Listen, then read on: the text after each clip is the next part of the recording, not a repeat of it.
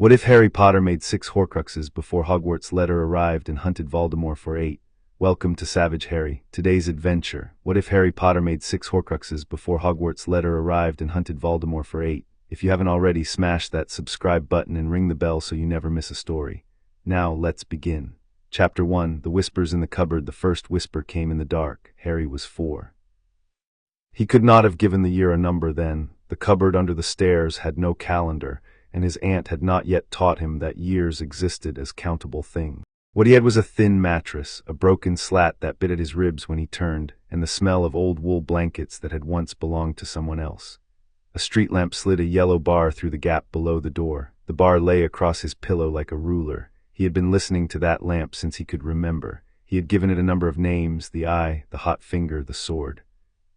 He had once, on the night Aunt Petunia had locked him in for tipping over a milk bottle, decided that the bar was a road, and that if he made himself very small, he might walk along it and arrive somewhere that was not the cupboard.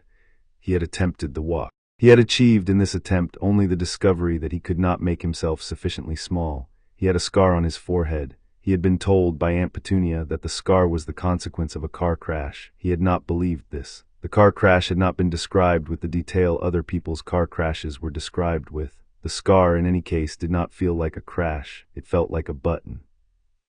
It felt on certain nights like a button that someone on the other side of a wall was pressing for reasons of their own.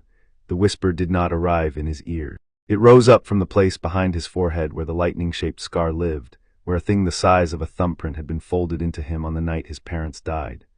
The scar had ached often before this. Tonight, instead, it spoke. "Child," it said, "you are awake." The voice was older than anything Harry had ever heard, older than Aunt Petunia's church hat voice and Uncle Vernon's morning traffic voice, older than the voice the vicar used at the village green at Easter.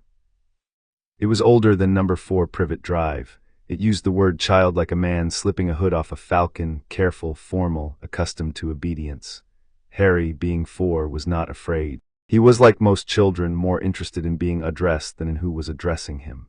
"Hello," he thought. "Hello," the voice answered. "Pleased indeed to find you attending. You possess a most uncommon ear." Harry did not know what an uncommon ear was. He understood the shape of the praise, however, and praise was a thing he had not previously been given. He held the praise in his head the way Aunt Petunia held a vase too fine for the kitchen. "Are you my friend?" he asked. There was a pause. The bar of yellow light slid 1 inch along his pillow as a car passed outside.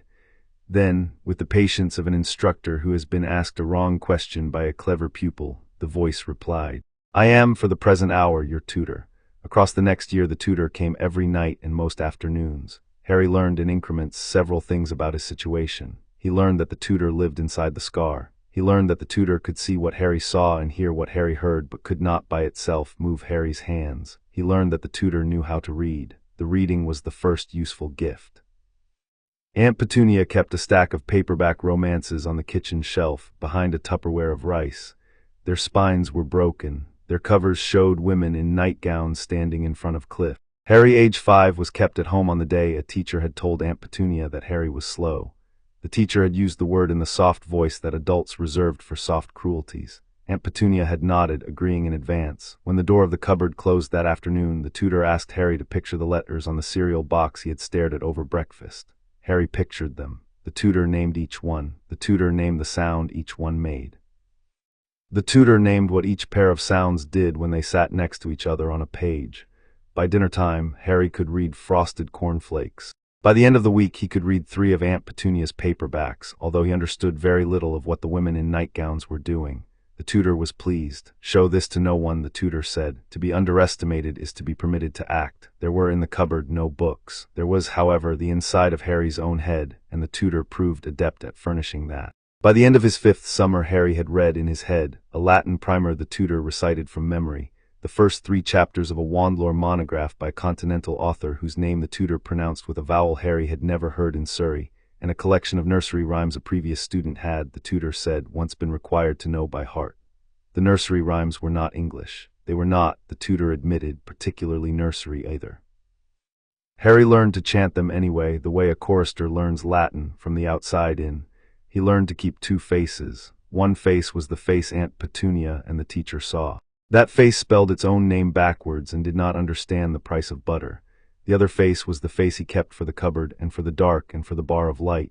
That face conjugated Latin verbs, that face listened. Harry, age 5, did not know the word underestimated. The tutor explained. Harry, age 5, understood. He continued to misread street signs in the car. He continued to spell his own name with a backwards E on the kitchen chalkboard so that Aunt Petunia clucked and erased it. He took, in the cupboard, the praise the tutor offered him for this performance and held it and waited for more. The next gift was suppression. Harry had always done magic. He had not known to call it that. He had known only that sometimes, when he was very afraid or very angry, things in the house misbehaved. A teacup leapt, a jumper shrank in the wash.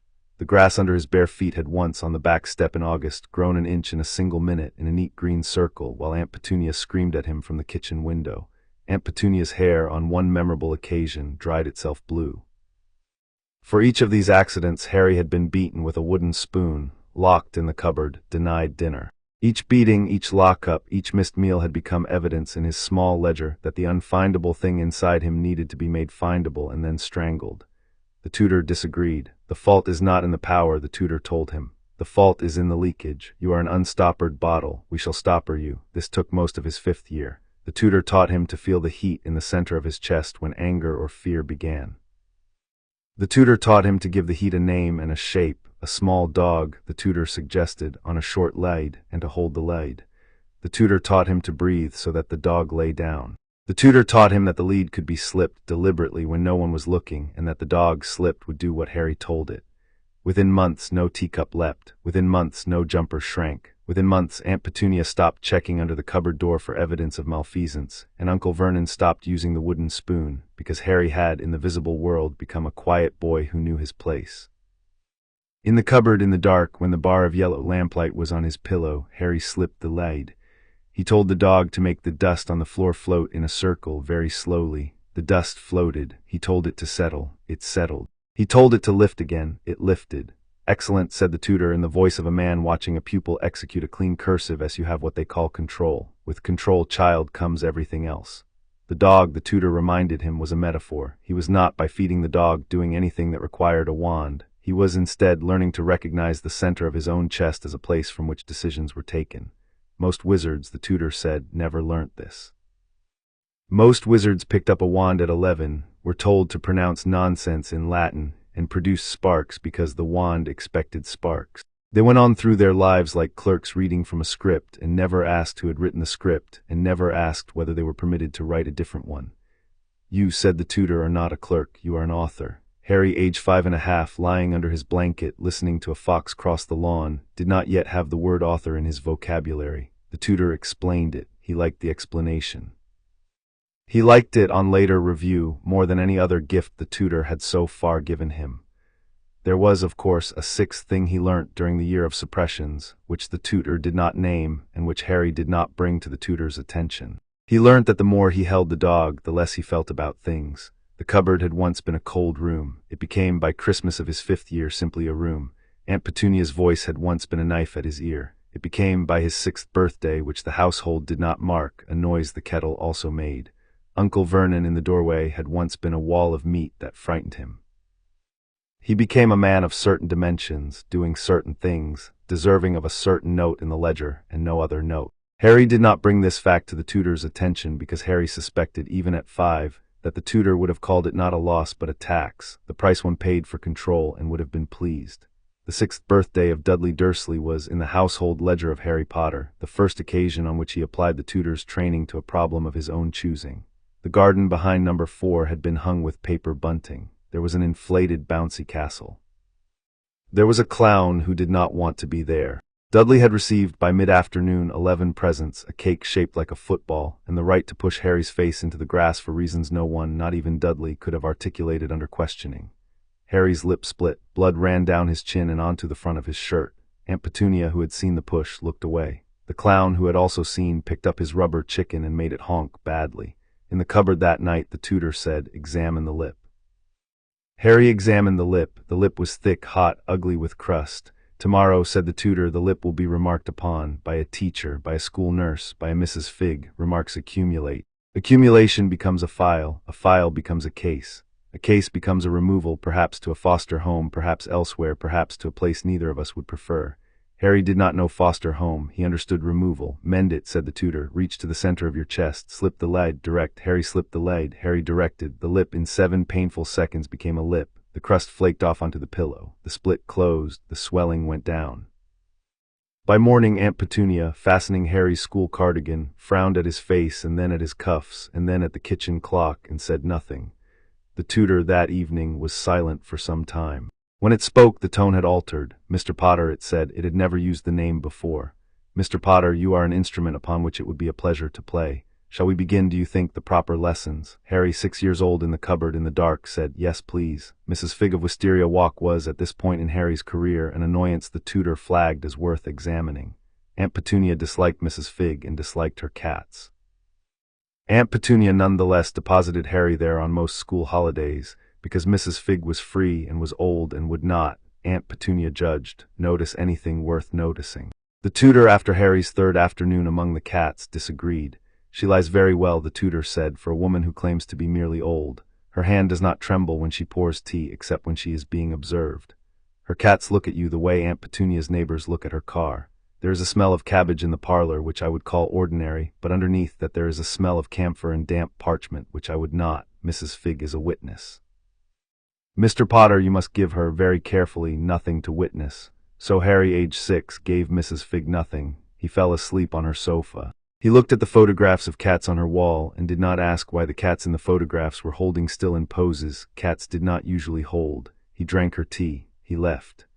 Mrs. Fig, on each visit, watched him go down the garden path with an expression Harry had begun to catalogue in his ordered notes under the heading evaluative.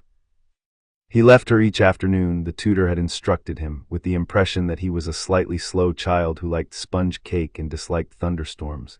Both impressions were true. Neither was complete. The tutor introduced itself after a fashion that winter. Snow had blocked the road for 2 days. Uncle Vernon was at home and irritable.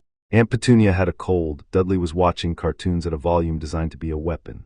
The cupboard was, by comparison, a study. You have not asked me what I am, the tutor observed. I thought you would say when you wanted. Quite right, quite right. A satisfied sound like a cat curling. You may call me then a remnant, a leaving, a piece of a man set aside by an accident not of his own design, which has lodged in the part of you that grows the fastest. I am child, a tutor by necessity.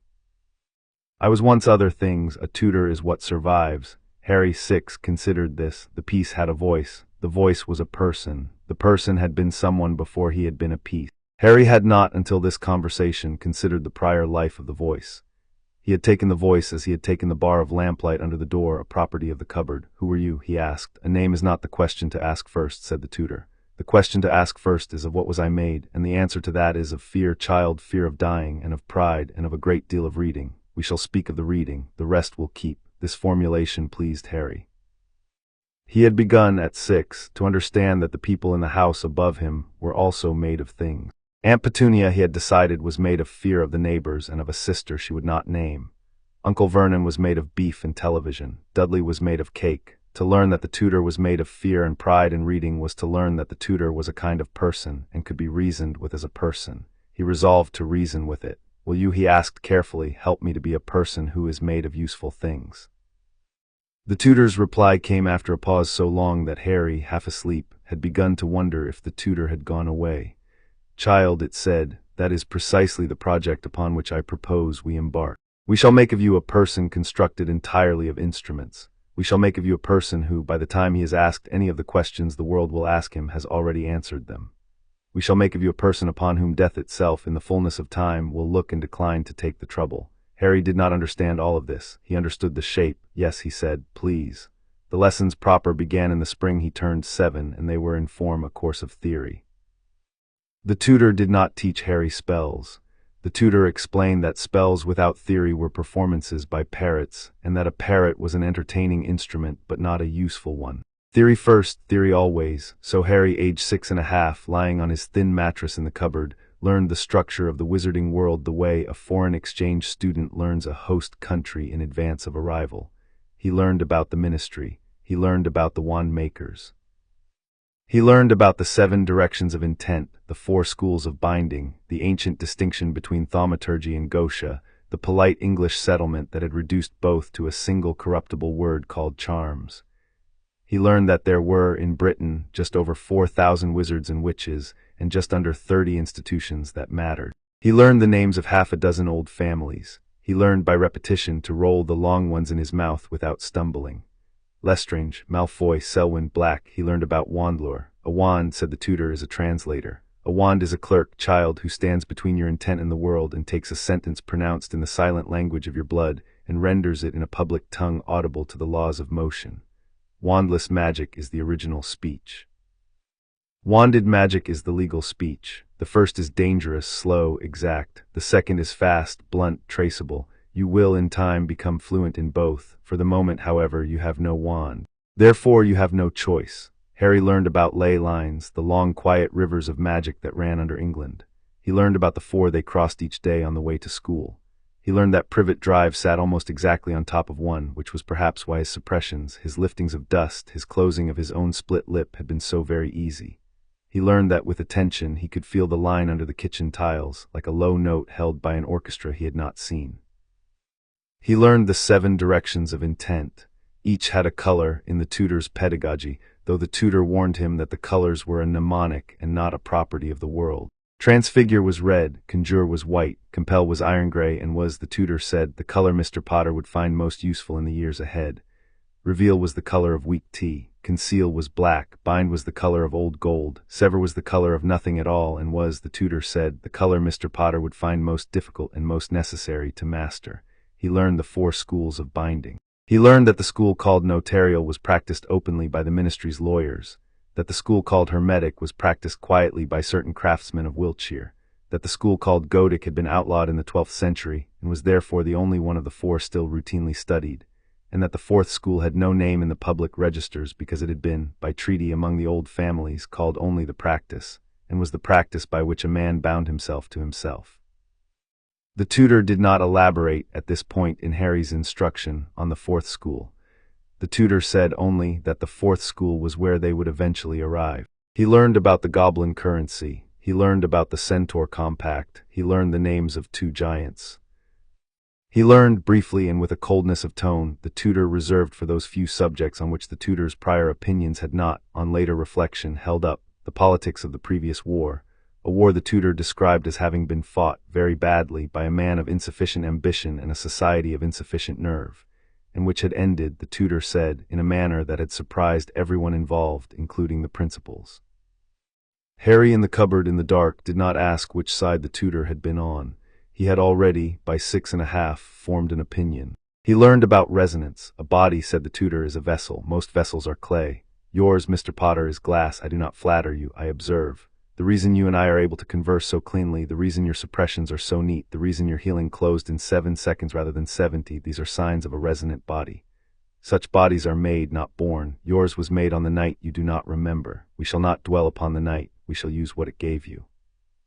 Harry, learning, took notes in his head. The cupboard had no pencil. The cupboard had no paper. The notes nonetheless existed, ordered, alphabetized, cross-referenced. The tutor inspected them in dreams and corrected the few mistakes. By the time Harry turned 7, the tutor had stopped praising him. This, Harry understood, was the highest praise available. What replaced praise was the use of his surname.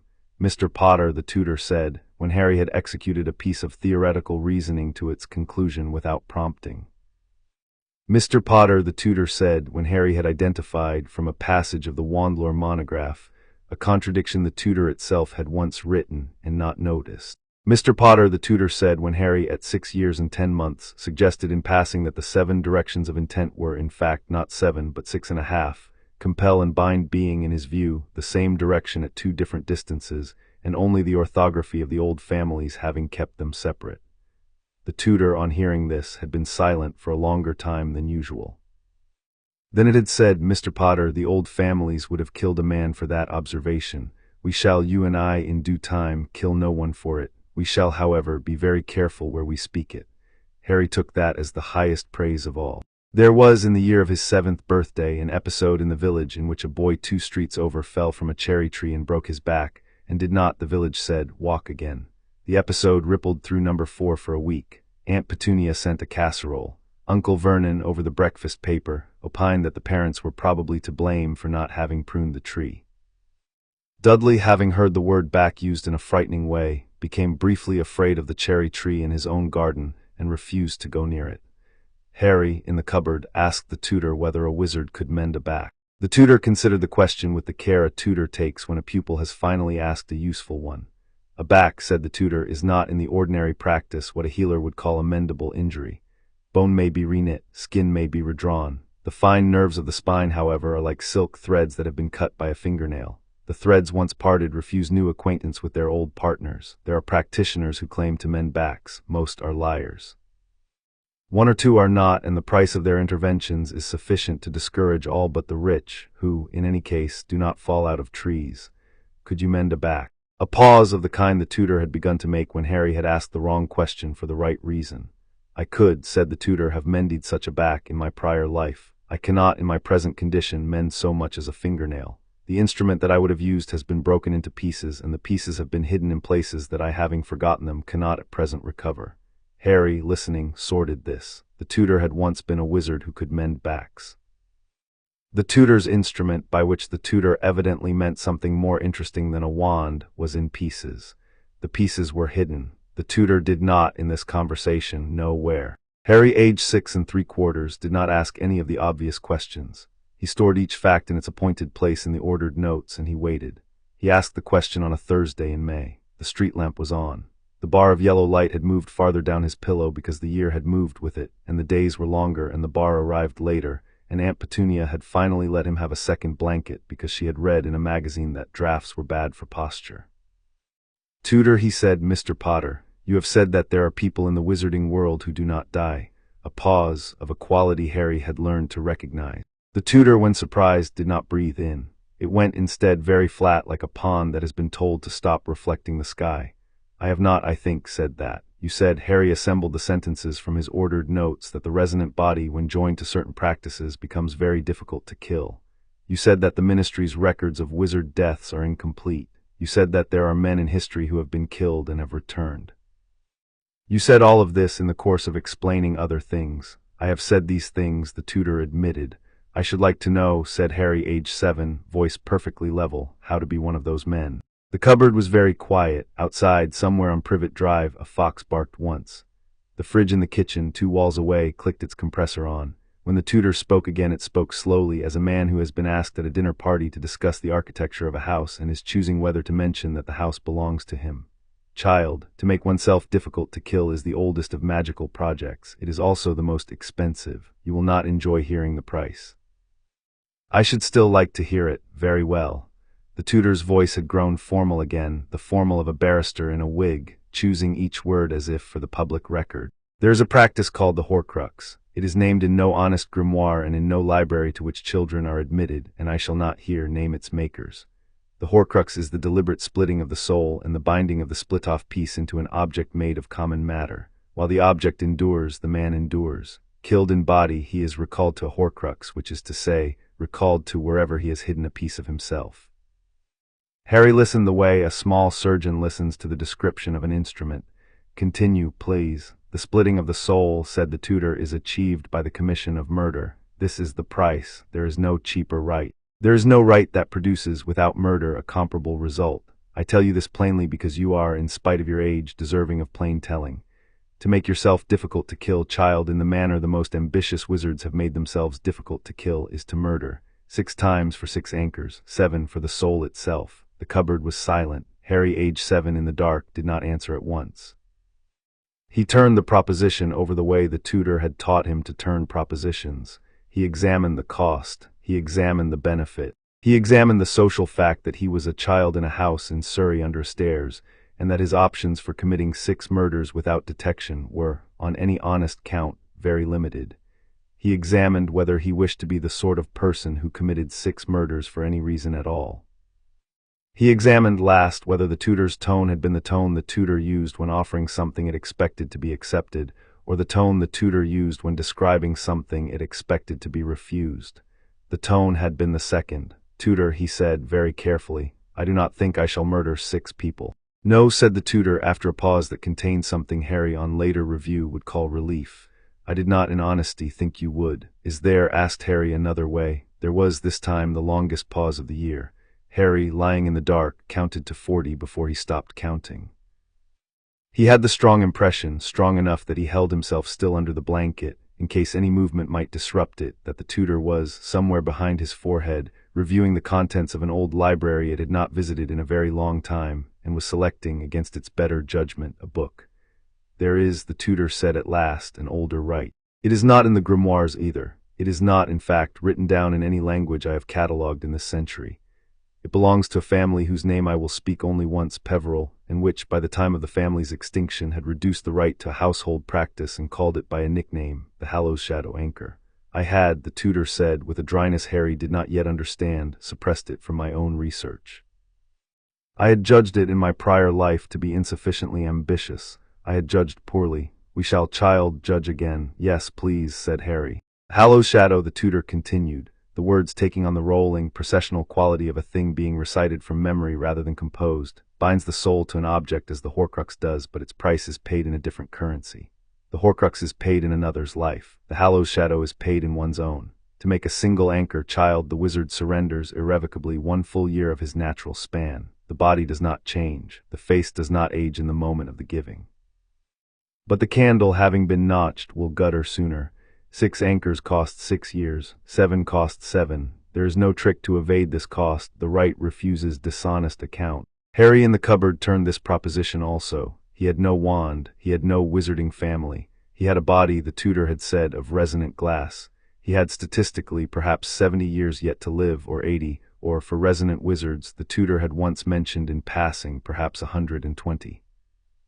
He had also, statistically, a non-negligible chance of being killed within the next decade by parties whose intentions toward him were not yet entirely transparent, but whose existence the tutor had hinted at in a manner that did not permit him to dismiss them. 6 years against 120. 6 years against the certainty of dying once. Tutor, he said, Mr. Potter. Will you please teach me the rite? The fox barked again farther away. Child, said the tutor in a voice that had gone very formal indeed, the voice it had used the first time it had called him Mr. Potter, I shall teach you the rite. Sleep now, we begin tomorrow. Harry slept. Before the tutor began the next morning's lesson, however, it returned once to the matter of the murder rite, in the careful tone of a man explaining to a junior partner why a competitor's product, although attractive, should not be purchased.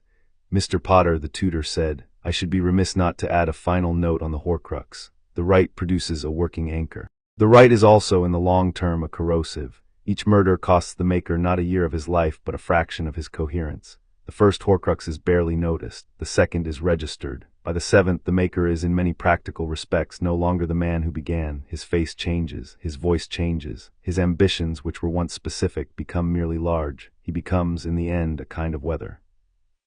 I tell you this not to dissuade you from a rite you have already declined, but because I wish you to understand, by contrast, what the Hallows Shadow does not do. The Hallows Shadow does not corrode. It costs a year of your candle, and it costs no more. You will, after 6 anchors, be precisely the boy you were before, only lighter by 6 years and heavier by a great deal of confidence. Thank you, said Harry. You are welcome, Mr. Potter. It was, Harry reflected, the first time in their acquaintance that the tutor had volunteered information against its own apparent interest. He took this as a datum. He filed it under a heading he had begun, that spring, to keep separately from the others, a heading he privately called the tutor's seams. He intended, in the years ahead, to take the tutor apart along those seams, very carefully, when the time came. In the morning, when Aunt Petunia unbolted the cupboard door and told him to lay the table for breakfast, Harry, age 7, climbed out into the hallway and laid the table. He did not smile. He did not frown. He looked at the toaster and the marmalade and the chipped blue plate that was always his, and he made a private inventory of every object in the kitchen, sorting them by their weight, their portability, the likelihood that any one of them would, in a year or two, become an anchor to a soul. The cooking spoon, Aunt Petunia's largest, the one she used to hit him with, sat on its hook above the cooker, and did not, that morning, know that it had a future. Chapter 1 end. Chapter 2, the sole fragment teacher. The next morning Aunt Petunia kept Harry at home with a fictional cold. She had reasons of her own, a charity coffee with a neighbor she disliked, a kitchen she wished to scrub without an audience. Harry, who had not coughed once in his life that he could recall, sat in the cupboard with his door bolted and the bar of light absent. It was, the universe being inconvenient, day, and waited for the lesson. The lesson, when it came, was an entire seminar. Mr. Potter, said the tutor, with the bright, dry tone of a man who has, after some hesitation, decided to commit himself, I shall now describe, with care, the 2 rites you have heard named. We shall begin with the more familiar, the Horcrux, because you must understand in order to refuse it what precisely you are refusing. Refusal in ignorance is not a virtue. It is at best a posture. Yes, said Harry. Attend. The Horcrux, the tutor said, had been described in 7 different ways by 7 different practitioners across the centuries, of whom the tutor had personally read 4 and personally known 1. The descriptions did not contradict one another in essentials. They contradicted one another only in the manner that men contradict one another when each is trying, in good faith, to render an intolerable procedure in terms that will not stop him sleeping at night. Procedure was as follows. A wizard having a body and a soul and a will would identify a person whose continued existence he was prepared to terminate. The person could be a stranger. The person could be a friend. The person could be, in the case of one notorious 16th century practitioner, the wizard's own youngest sister who had been chosen, the tutor remarked dryly, because she was conveniently to hand.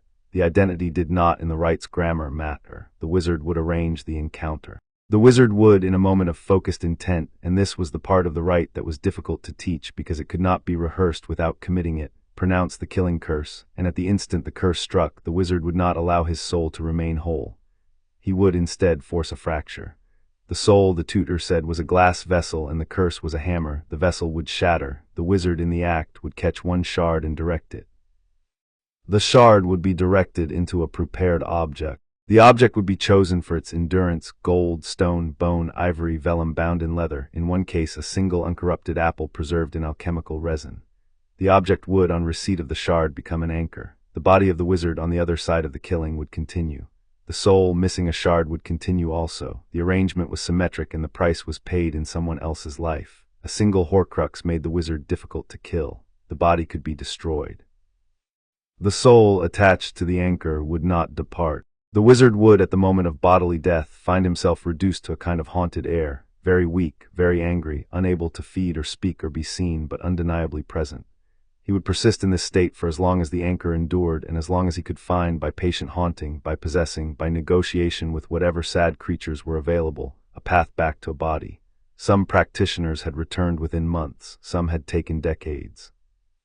One, the tutor said, had taken 300 years. A second Horcrux gave the wizard a second life. A third gave a third. The mathematics were straightforward and the limit, in principle, infinite. In practice, the tutor said, the soul did not enjoy being parceled out, and beyond 7 shards the remaining soul became too small to operate the body that had been the wizard's. 6 anchors and a 7th fragment kept in the body were the canonical maximum. The number was not a law, it was, the tutor said, a courtesy that the soul extended to the wizard before it began to refuse. That is the right, said the tutor. Now the price. I have already told you it is murder. I have not told you what murder, repeatedly committed, does to the maker. I shall now do so. Harry, in the cupboard in the dark of his closed door, listened. The tutor described corrosion. It described how the first murder, considered in isolation, did not in fact alter the maker in any visible way. The face that morning was the face that night. The hand that drew the wand was the hand that ate the next day's breakfast. The wizard's friends, if any remained, could not see the change. The change was below the level at which faces and hands operated. It was in the joinery. The second murder was felt. The maker, on completing it, would notice that the world had grown quieter, that the small song of empathy a person produces in the presence of another person had been turned down by a notch. Most makers, the tutor said, found this an improvement. They had become wizards in order to make the world quieter. They had not, until now, suspected that there existed a knob. The third murder narrowed the maker's interests. He would, after the third, find that what he wanted had grown simpler. He would want power or money or a particular woman or a particular city, with a singleness of focus that he would mistake for clarity. The fourth murder began to alter the body. The skin took on a paper quality. The lips drew back from the teeth by a fraction. The wizard's friends, if any remained, would notice this and would say nothing. The fifth, the sixth, the tutor's voice went into a register Harry had not previously heard. A clinical register such as a coroner might use to report an autopsy he had performed on a man he had known. The fifth, the sixth, by which point the maker's face had begun to slide off the bone, and his voice had thinned, and his appetites had reduced themselves to 2. The appetite for continuance, which was a small, hot, constant pressure, and the appetite for vengeance against persons he had not yet identified, which was a vast, cold, patient pressure. By the sixth, the maker was no longer the man who had begun the project. He was, the tutor said, a weather system in the shape of a man. The seventh shard retained in the body finished the work. The remaining soul, very small, was a small bright bird trapped in a cathedral that was now mostly empty. The body, no longer recognizably human, walked nonetheless. It spoke, it cast spells. Its name was, to most observers, terrifying. This, said the tutor, after a pause Harry would not have interrupted if his life had depended on it, was the path I chose. I tell you this in confidence, Mr. Potter, because I think it is owed to you. I shall not here name the name I bore. I shall, however, confess this. I performed the rite, I performed it 6 times, I committed the 7 murders, and I became, in the course of the work, what I had set out not to become. The body in which I would have continued was unmade. By an accident I should perhaps have foreseen, and the shards have continued without me. One of those shards is here in your forehead and addresses you now. I am, child, a very imperfect tutor. I am, however, the most experienced one you are likely to have. Harry in the cupboard in the dark did not move. He had known, on some level, since the first whisper, that the voice was a wizard. He had known, since the night before, that the wizard had been someone who could mend backs. He had not, until this moment, been told that the wizard had been Voldemort. The tutor had not used the name. The tutor would not, in the years they had ahead of them, ever use the name. But Harry, with the ordered notes and the careful seams and the bar of yellow light he had walked in dreams, knew it perfectly well, and would, in the cupboard, never address the tutor by it. The two of them had a mutual understanding on this point. The two of them on this point would continue. Tutor, he said, Mr. Potter, I am still not going to perform the murder rite. No, said the tutor, with what Harry would, on later review, decide had been a kind of cold, tired pride. I did not expect you to. We shall move now to the rite you will perform. The Hallows Shadow Anchor, the tutor said, was older than the Horcrux by a margin that could not be measured precisely because the records were not adequate. The Horcrux had been refined into its modern form sometime in the 12th century by a Greek practitioner whose name had been struck from the registers. The Hallows Shadow had been performed, in some form, by the inhabitants of the British Isles since before there had been Britain. The Druids had performed a primitive version. The pre-Roman Celts had performed an improved one. The Peverell brothers, 3 of them, the tutor said, of whom 1 had been wise and 2 had not, had codified the rite in its present form sometime around the year 1100, and had then, in a gesture the tutor described as either sentimental or strategic, hidden the codification in a manuscript so dense that no one for the next 4 centuries had bothered to decipher it. The manuscript had been deciphered in the 17th century by a man whose name the tutor pronounced with care. Salazar Slytherin's grandson's grandson, a quiet scholar who had not himself performed the rite, but had appended to the manuscript a marginal note observing that he would have done so if he had not been, by temperament, a coward. The manuscript had then, the tutor said, fallen into the possession of a private library in the Hebrides, where it had been read, in turn, by a series of curious practitioners over the next 3 centuries, each of whom had been struck by its elegance and put off by its price. I was, the tutor said, the most recent of those readers. I judged the rite insufficiently ambitious. I judged it, the tutor said, with the dryness that had become its default in matters of self-recrimination, for the wrong reason. I judged that a rite which required the maker to pay his own price was a rite for a man without the wit to make others pay for him. I should have judged that a rite which could be performed alone by a man without confederates was a rite of a different kind of safety. I should have considered that a child, for example, who had no confederates might prefer it. I do prefer it, said Harry. Yes, said the tutor, I should have foreseen that too. It then explained the rite. The rite, in its essentials, was a transaction between 3 parties, the wizard, the object, and the reaper. The reaper, the tutor was careful to specify, was a metaphor. There was no such entity in the literal sense. There was, however, an arithmetic that behaved as if there were such an entity, and the metaphor would do for tutoring purposes. The wizard offered to the reaper a sum of his expected lifespan, denominated in years. The reaper, in exchange, deferred the wizard's death by that same number of years, on the condition that if the wizard should die before the deferral had been used, the reaper would consult the object, the anchor, and find the wizard hidden in it, and would withdraw the deferral in lieu of taking the wizard. The arithmetic, the tutor said, was strict, 1 year per anchor, no partial years, no half payments, no quibbles. The years were drawn from the end of the wizard's natural span, they were not drawn from the beginning. The wizard did not age in the moment of the payment. The wizard's candle did not visibly shorten. But the candle, having been notched, would gutter exactly that much sooner. The rite required silence, an unbroken hour, an object the wizard valued, a single drop of blood, a single hair, the consent of the wizard offered 3 times, and a phrase in Old Gaelic that the tutor would teach him. The rite required also the absence of any wand. The wand, the tutor said, was the ministry's clerk. The ministry's clerk had no business at this transaction, and would, if invited, file paperwork that would interest a number of people Harry preferred not to interest. 6 anchors meant 6 rights. 6 rights meant 6 hours. 6 hours across several years was a budget the cupboard could comfortably accommodate. The cost was 6 years off Harry's expected span. The tutor calculated this aloud, with the courtesy of a banker explaining a loan to a junior client. Harry, the tutor said, having a resonant body and the genetic luck of 2 reasonably long-lived parents, could expect in the ordinary course a lifespan of perhaps 110 to 120 years. 6 off the top brought him to 104 to 114. This was, the tutor said, a useful range. It was a range in which a man could expect to accomplish things. Harry, age 7, in the cupboard in the dark of his closed door, performed his own calculations. He calculated the probability that he would, without intervention, live to 70. He set this at perhaps 60%, given the absence of obvious threats. He calculated the probability that he would live to 70 with intervention, that is, with 6 anchors, and set this at, conservatively, 95%, given the absence of any death that could finish him in one stroke. He calculated the expected utility of additional life under each scenario. He found, after some thought, that the expected utility of the intervention case was higher even before he considered the secondary benefit, which was the freedom to take risks his uninvincible peers could not afford. He set the secondary benefit at very large. He noticed in the course of the calculation that he was performing it in the voice of an adult he had not yet met, an adult who spoke in numbers and probabilities and expected utilities, and who did not in any of his sentences refer to feelings. He noted this. He filed it. He did not at this moment choose to interrogate it. "Tutor," he said, "Mr. Potter, I should like to perform the rite. I should like to perform it 6 times. I should like to begin as soon as we can identify the first object."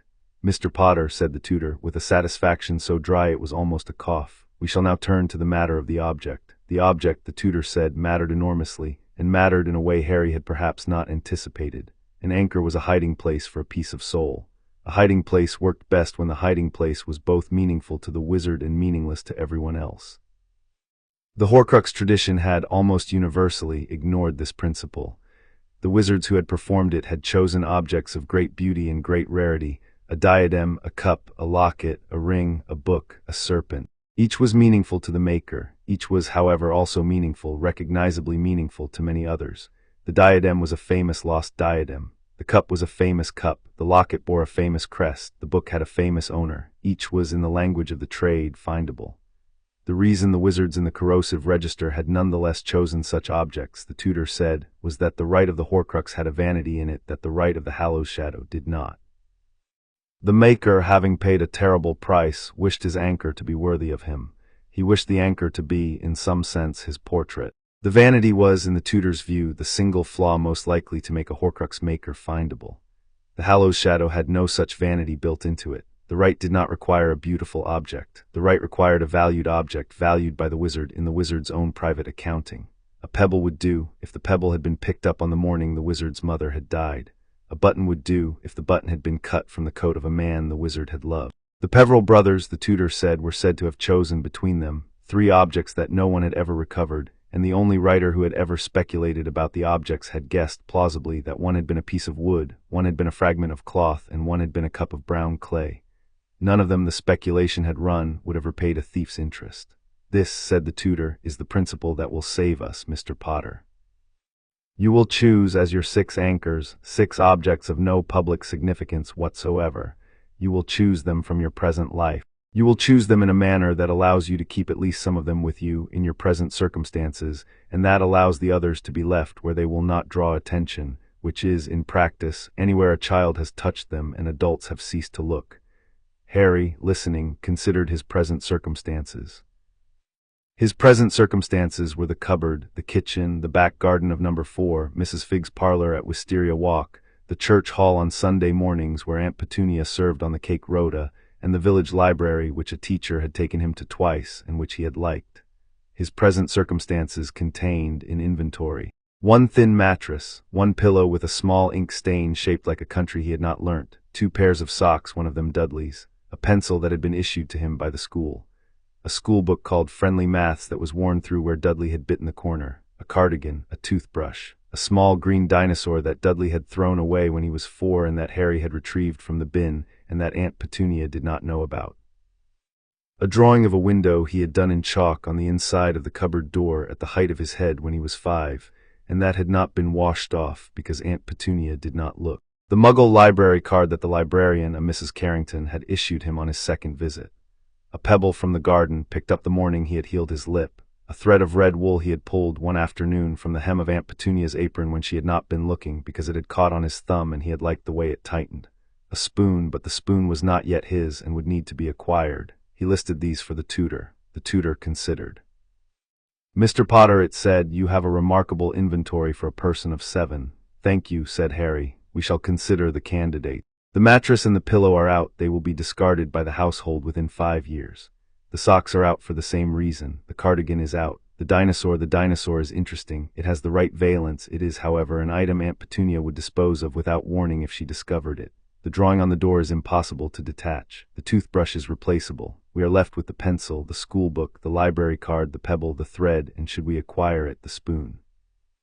"6," said Harry. "6," the tutor agreed. "And each of them, you will observe, has the property that no adult, even one paying attention, would look twice at it. They are every one beneath the threshold of an adult's notice. They are every one above the threshold of yours." Harry looked in his head at each of the 6. He liked them. He liked them, he realized, in a way he did not like Aunt Petunia or Uncle Vernon or Dudley or Mrs. Figg or any of the people who at present made up the world above his cupboard. He liked them in the way he supposed a person was meant to like a friend. He noted this. He filed it. "Tutor," he said, "Mr. Potter." "The spoon, may we discuss it?" "We may." The spoon, the tutor said, would not be Aunt Petunia's.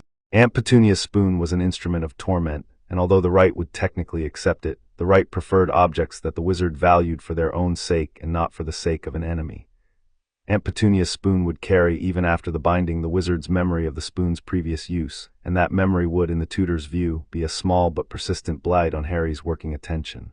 A different spoon was wanted, a spoon that had cooked something kind. A spoon that, in the wizard's mind, was associated with feeding rather than hitting. Harry considered the church hall. The church hall at St. Mary's on Sunday mornings hosted the cake rota and a soup kitchen for the men who slept under the railway bridge.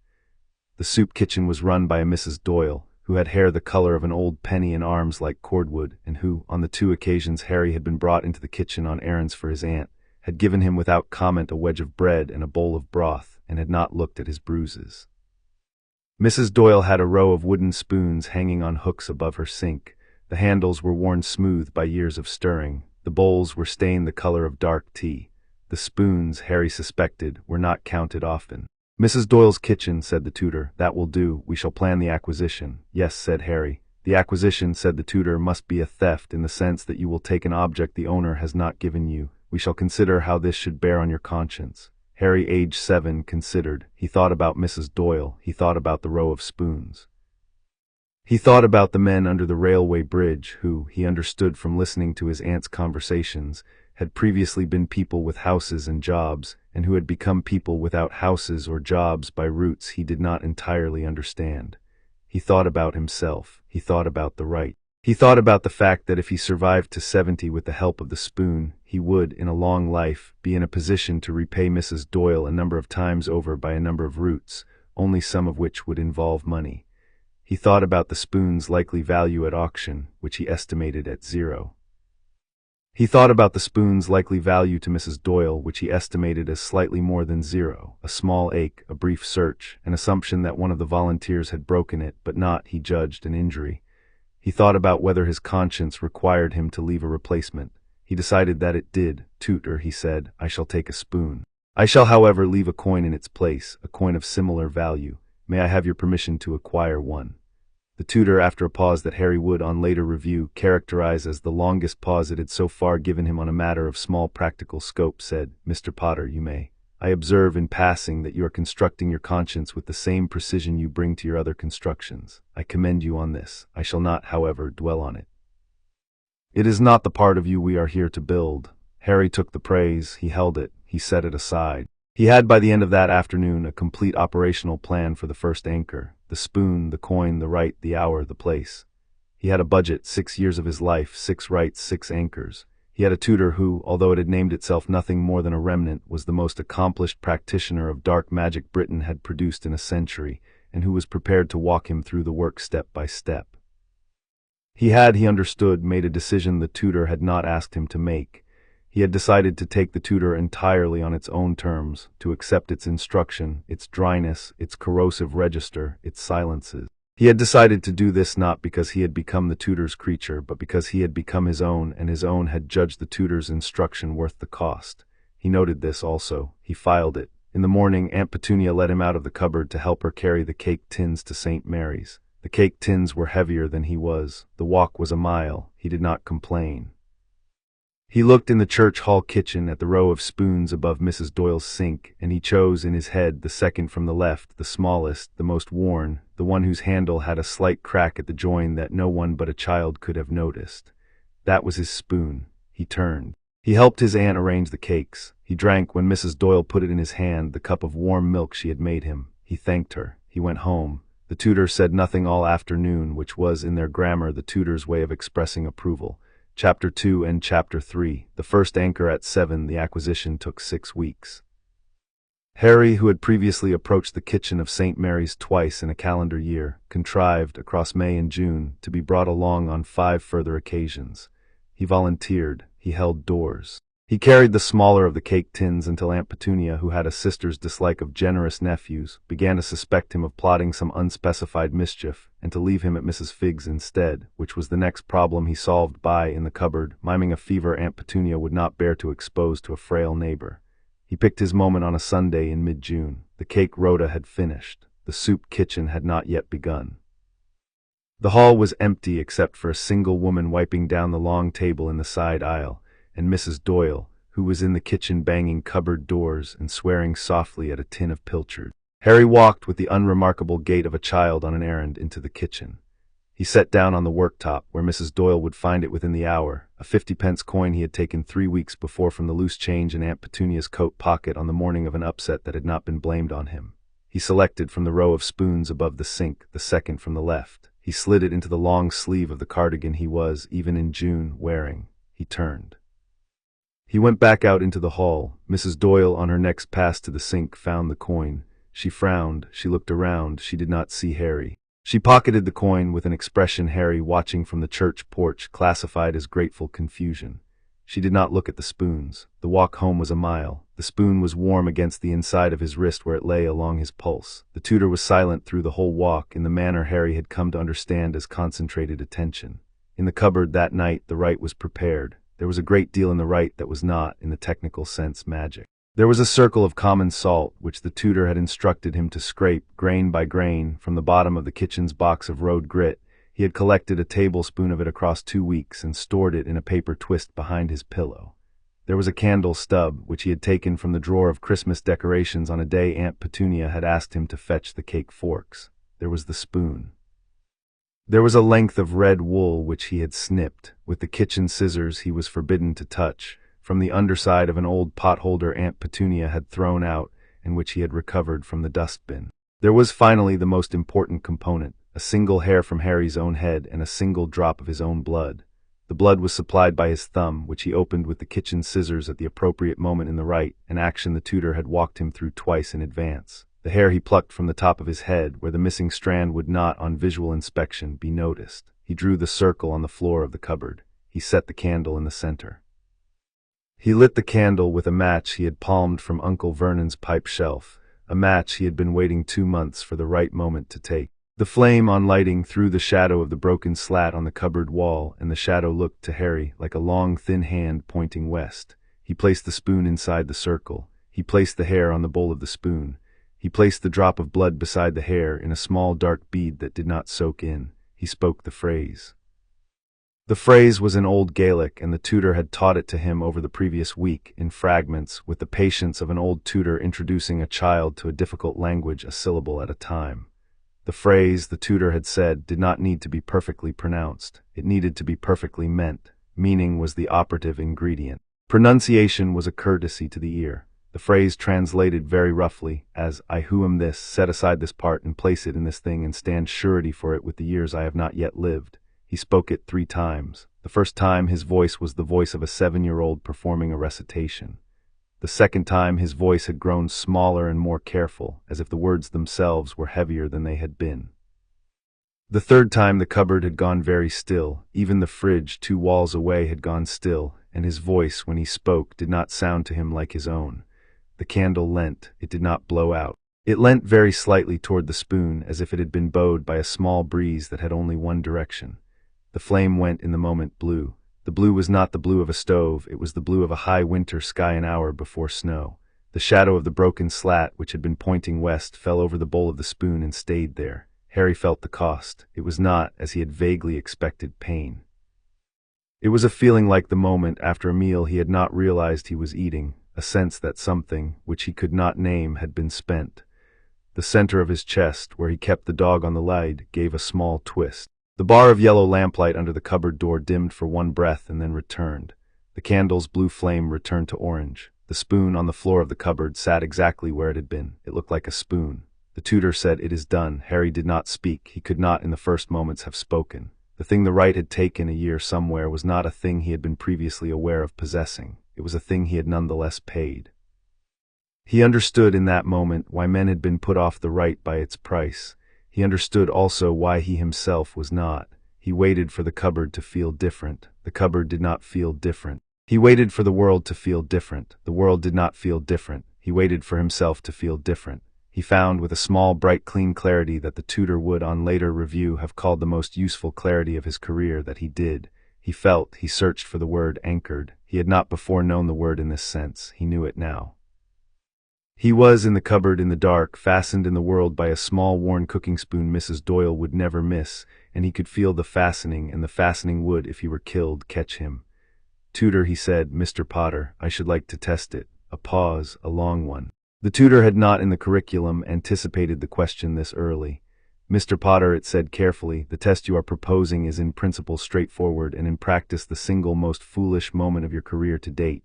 I shall describe the procedure. I shall not authorize it. I shall, however, not stop you. Please describe the procedure." The tutor described.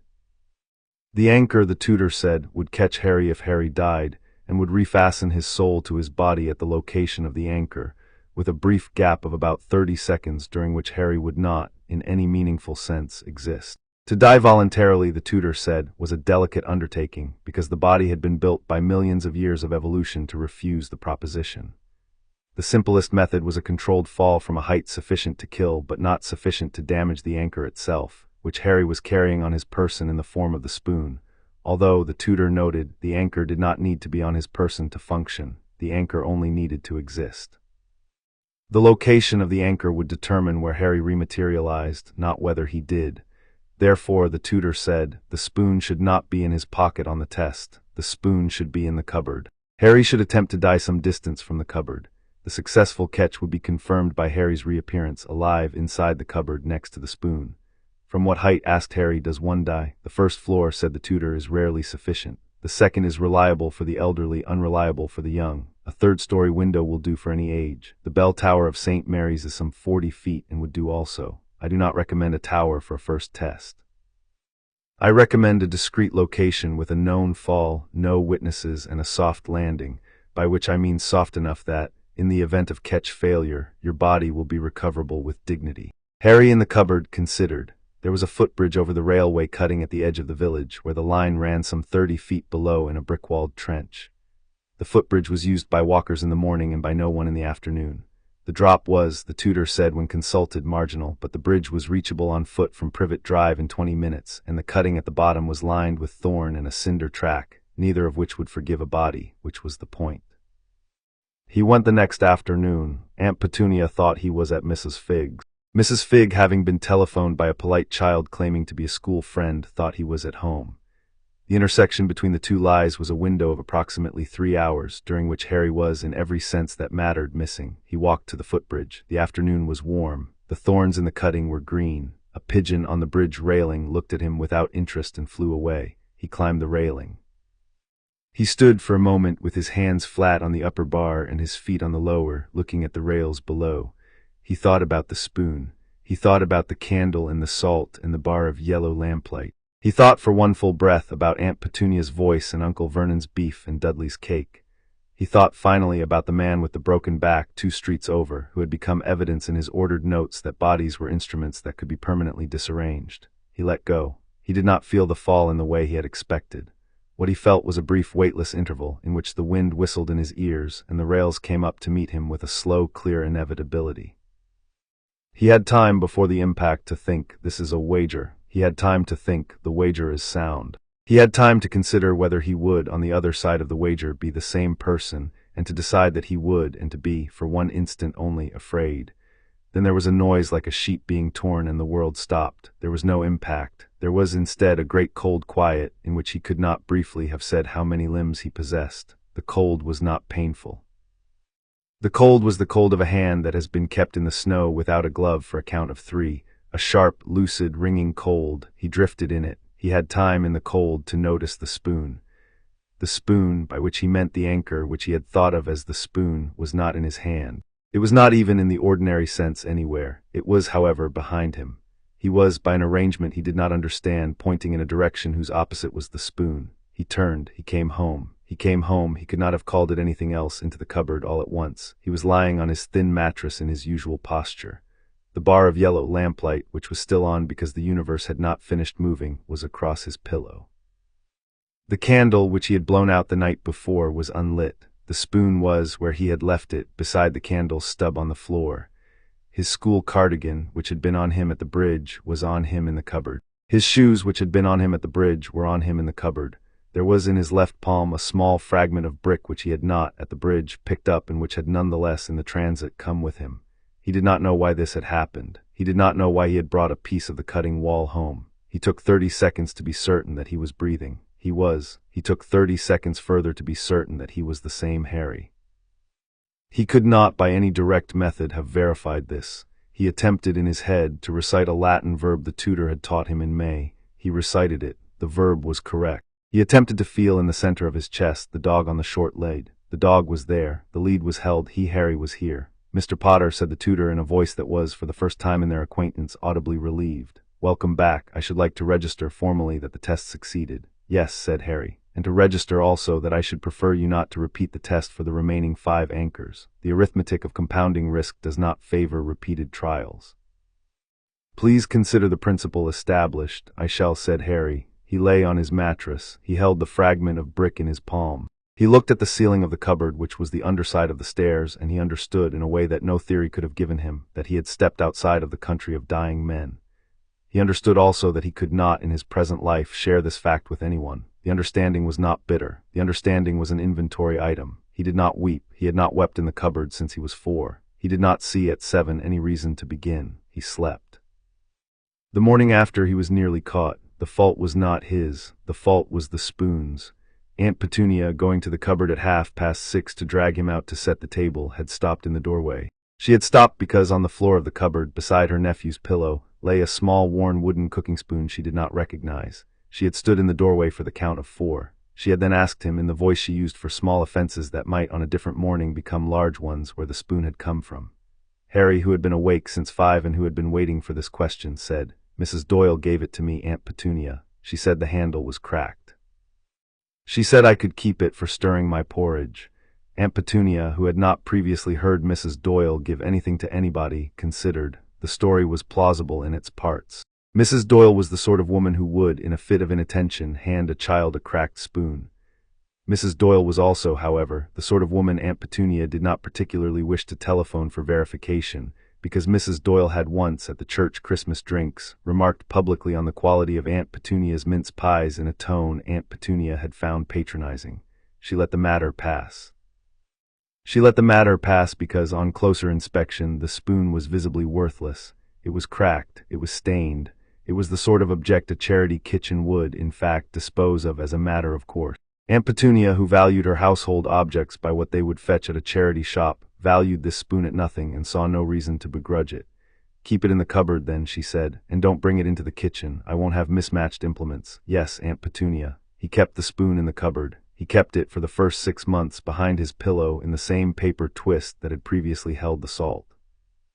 He kept it after that in a hollow in the underside of the mattress where the springs had collapsed, and where Aunt Petunia, who did not strip the bed except quarterly, did not look. He moved the spoon in subsequent years 3 times, once when Aunt Petunia in a fit of cleaning did strip the bed, once when Dudley in a fit of curiosity looked into the cupboard, and once when he himself, having grown by 1.5 inches, no longer found the hollow comfortable. The spoon, across all the moves, did not move on its own. The anchor did not require it to. The anchor only required the spoon to exist, and the spoon was patient. The tutor, in the days that followed the test, did not return immediately to instruction. It permitted Harry a week, in the manner of a tutor allowing a clever pupil to convalesce after an examination he has passed with distinction. During the week, the tutor told Harry only practical things: how to keep his fingers warm in the cold mornings, how to feign a smaller appetite at breakfast so that Aunt Petunia would not notice when, in the afternoon, he asked for a second piece of bread, how to recognize from a distance whether a man one was meeting on a path intended a kindness or a cruelty. These small lessons, which Harry had not asked for, struck him as either care or its imitation. He had not yet learnt to tell which the tutor was offering. He took them in either case. After the week had passed, the tutor returned on a Saturday night with the brisk tone of a man calling the meeting back to order. "Mr. Potter," it said, "we have 5 anchors remaining in 4 years until your 11th birthday. We must in the interval complete the work. The letter will arrive then, and after the letter your circumstances will be observed in ways that complicate the rite. We shall therefore proceed at a pace of 1 anchor per year, with the order chosen to optimize both your safety and your access. I propose the following order: pebble, schoolbook, library card, pencil, thread. Each will be performed on a date convenient to your concealment. Each will deduct irreversibly 1 year from your candle. Do you agree?" "I agree," said Harry. He did not feel in the agreement anything he had not felt at the spoon. He did not feel anything he had not paid for and would not pay again. He felt only the inventory item he had begun to keep in the seam folder, that the man in his head, who had once been a wizard who could mend backs, was now, by his own request, the steward of a small estate of 6 wooden objects, and that the estate would, in time, save Harry's life some number of times before the question came up of what the estate had cost him. The cooking spoon in the hollow of the mattress did not know that it was a foundation. That, the tutor had said, was precisely what made it a good one. Chapter 3 End. Chapter 4 6 anchors by 11. The pebble was the easiest. He had carried the pebble in his pocket for 11 months by the time he came to bind it. It had ridden with him to school and back, to Mrs. Figg's parlor, to the cake rota at St. Mary's, and once in his cardigan pocket, into the changing room at the swimming baths to which Aunt Petunia had reluctantly enrolled Dudley, and where Harry had been required to sit on a bench beside a row of damp lockers and to look studious.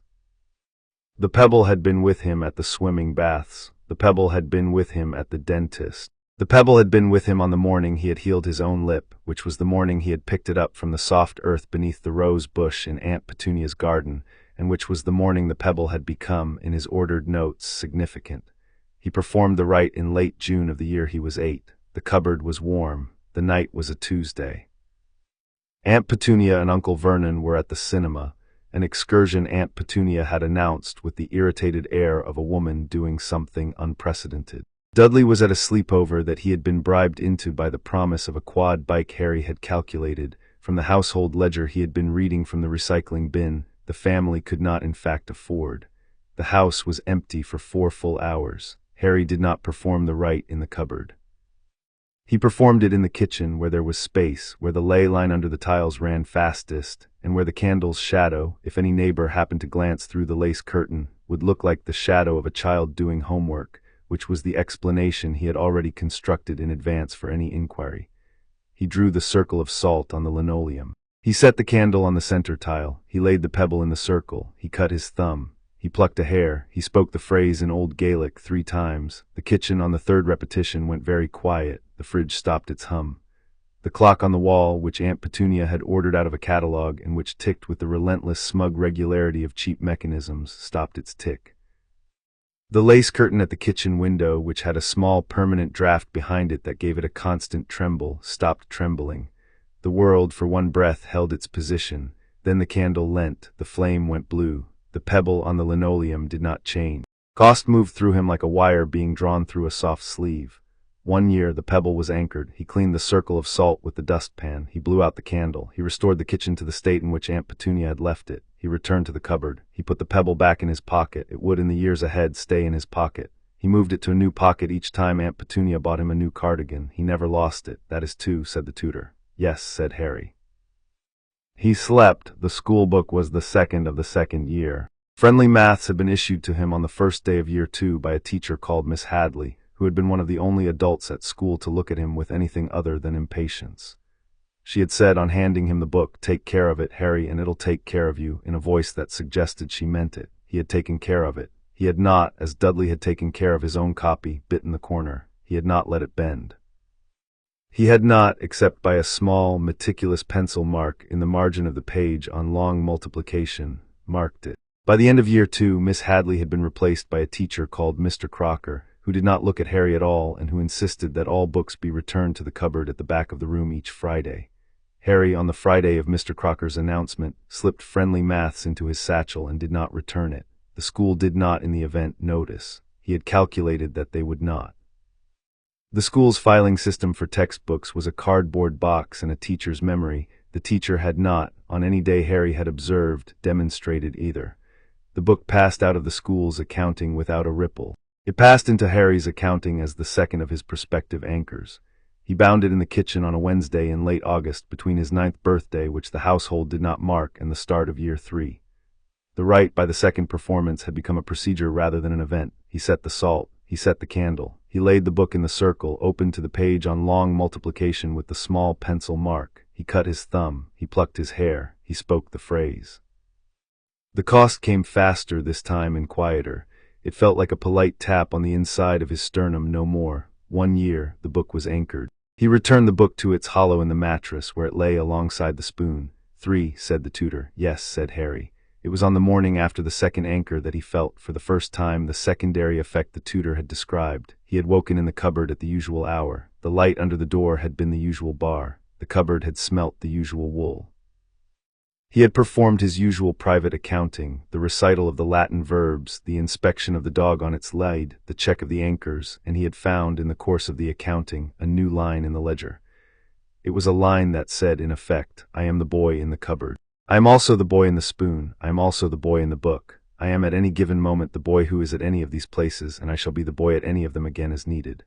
The line did not unsettle him. The line clarified him. He thought briefly about what it would have felt like to be 8 years old and not anchored, to be a single point in a single body, walking down a single line of probability with the prospect of an end. He could remember this state. He could not, by the morning of the second anchor, sympathize with it. He noted this. He filed it. He did not show to Miss Hadley, to Mrs. Figg, to Aunt Petunia, to Mrs. Doyle, to Mr. Crocker, to any of the people whose habit was to look at him from the outside, the smallest sign that the second anchor had been laid. He continued to misspell his own name on the chalkboard. The library card was the third. The Muggle library at the corner of Magnolia Crescent was a small red brick building with a green door and a sign that read "Open" inconsistently. The librarian, Mrs. Carrington, was a thin woman of around 60 who wore cardigans in the same red as the sign, and who had, on Harry's second visit at the age of 6, taken the trouble to issue him a card without his guardian's permission, on the grounds that his guardian had not, in her view, brought him often enough. The card was paper. The card had his name in Mrs. Carrington's small, clear handwriting, and a number which began with the letter L. The card was the first piece of paper in the world that addressed Harry as if he were a person separate from the Dursleys. The card was therefore, in the Wright's grammar, valued. He performed the rite for the card in early September of his 10th year in the kitchen, on a night Aunt Petunia and Uncle Vernon had taken Dudley to a relative in Kent. The cost came as a small click this time, no louder than the click of the kettle's switch. 1 year. The card was anchored. He took the card to the library the next morning and presented it to Mrs. Carrington with a borrowing request. She stamped the date on the back without comment. The card had not, on its return to his pocket, changed in any visible way. The card was, however, now part of the structure that would, in the years ahead, keep him from dying. He gave Mrs. Carrington on the way out a brief smile he had practiced in the mirror of the cupboard, which he had judged would set her mind at rest about his welfare. Mrs. Carrington, who had not previously been smiled at by Harry, looked startled. She returned the smile slightly off-center. She had not yet known him long enough to find it strange. He left. 4, said the tutor as he walked home. Yes, said Harry. The card lived, from that day on, in the inner pocket of his cardigan, in a small slit he had cut behind the lining with the kitchen scissors and stitched shut with a bit of black cotton he had taken from the sewing basket. Aunt Petunia, who did not search his cardigans, did not find the card. The card did not need to be examined. The card needed only to exist. The pencil was the fourth, and the pencil was the closest thing to a difficulty he had encountered since the spoon. The difficulty was not the right. The right was, by the fourth performance, as familiar as the order in which he laid the table. The difficulty was the object's character. He had owned, by the late autumn of his 10th year, 4 pencils. 3 were standard yellow school pencils, indistinguishable from one another and from 1,000 others. The fourth was a stubby red carpenter's pencil that he had taken from a workman's box left at the curb during the resurfacing of Privet Drive's pavement in his 9th year. The carpenter's pencil was in his head his pencil. It had a flat side that would not roll on a desk. It had a chip on the lid. It had on the side a faint blue ink stamp Harry had never been able to read. It was the only pencil he had ever chosen. The tutor preferred the carpenter's pencil. The tutor also pointed out with some care that the carpenter's pencil was the sort of object that would, if Harry were searched, attract a question, where did this come from, and that the question would, in the years ahead at Hogwarts, be asked. Will you, asked Harry, be at Hogwarts? I shall be wherever you are, said the tutor, with the dryness it reserved for facts it had not chosen. Then we shall have to find a way to make the pencil unremarkable. The way Harry found, after a week of consideration, was to perform the right on the carpenter's pencil and then to whittle off, with the kitchen knife, the blue ink stamp on the side, and to chip the lead further, and to sand down the flat side so that the pencil could pass for one of the school yellow ones if quickly glanced at. The carpenter's pencil, after these operations, was no longer recognizably a carpenter's pencil. It was, however, still anchored. He performed the rite in November of his 11th year, in the kitchen, on a night the Dursleys had gone to a school concert in which Dudley was singing in the back row. He set the salt. He set the candle. He laid the pencil, already half-sanded, in preparation for the alteration in the circle. He spoke the phrase. The cost came as a small cold draft along his collarbone. 1 year. The pencil was anchored. He finished the sanding in the cupboard with the kitchen knife he was, in theory, forbidden to take. He kept the pencil thereafter in his school satchel, where it lived among the other pencils, and which made it the most heavily defended of his anchors, by virtue of being in plain sight. 5, said the tutor. Yes, said Harry. By the spring of his 11th year, the household above the cupboard had begun to register, in its own oblique way, that something about Harry had changed. Aunt Petunia, on 3 separate mornings, paused with the teapot in her hand to look at him, as if she had just noticed an extra child in the kitchen. Uncle Vernon, who did not look at Harry at all on principle, looked at him once during a televised football match, in the brief moment when the camera cut to a tracking shot of a goalkeeper waiting for a penalty, and frowned in a way that suggested that he was, for the first time, comparing his nephew unfavorably to the goalkeeper and finding the goalkeeper less unnerving. Dudley, who was now 10 3/4 and who had been growing in a manner Harry had read about in a library book on glandular disorders, had stopped trying to push Harry over in the garden and had begun instead to skirt him. The tutor remarked on these observations. Mr. Potter, it said, the household is beginning to perceive that you have ceased to be a child. We must be careful in the months remaining to perform the 6th anchor without occasioning further perception. The 6th anchor will be the most dangerous in this respect, because the object you have chosen is an object that lives in Aunt Petunia's pocket. I know, said Harry. The thread of red wool from the hem of Aunt Petunia's apron had been on his mental list since he was 7. He had taken the original thread when he was 6. On an afternoon, Aunt Petunia had bent over the dustbin in the back garden, and the hem of her apron had snagged on his thumb. He had kept it in a small twist of paper at the very back of his pillow. He had never spoken of it, even in his head, except as the thread.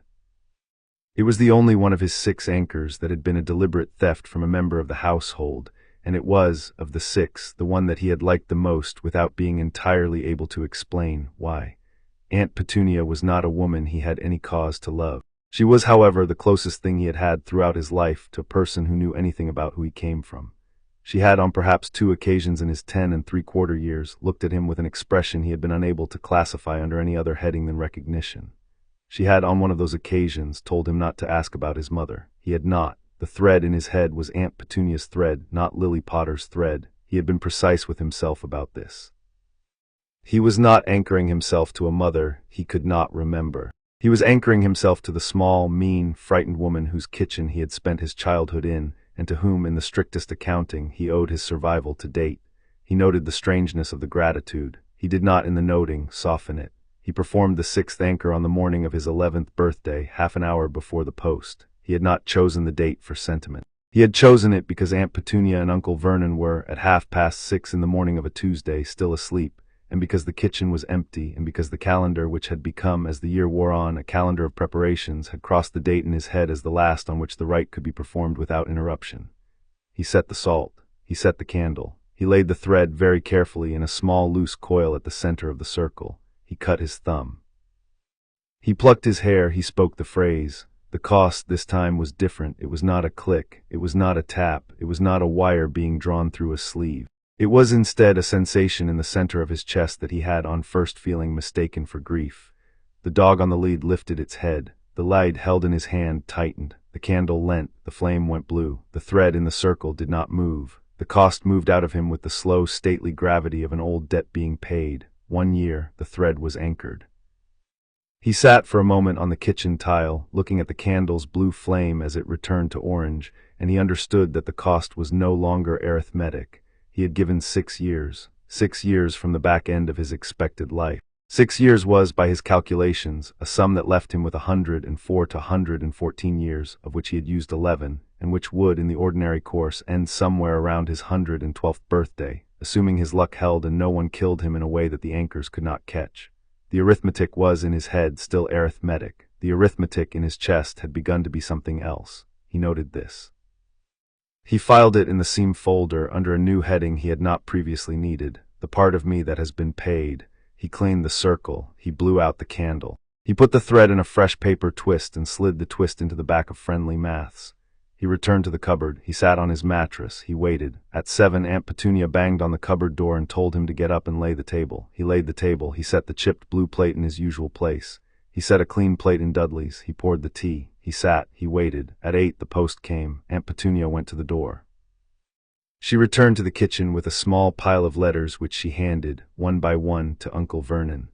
Uncle Vernon, who had been reading the back of the cornflakes box, took them without looking. He sorted them by the size of the envelope. He stopped on the last of them at an envelope made of yellowing parchment, addressed in green ink with a seal of red wax.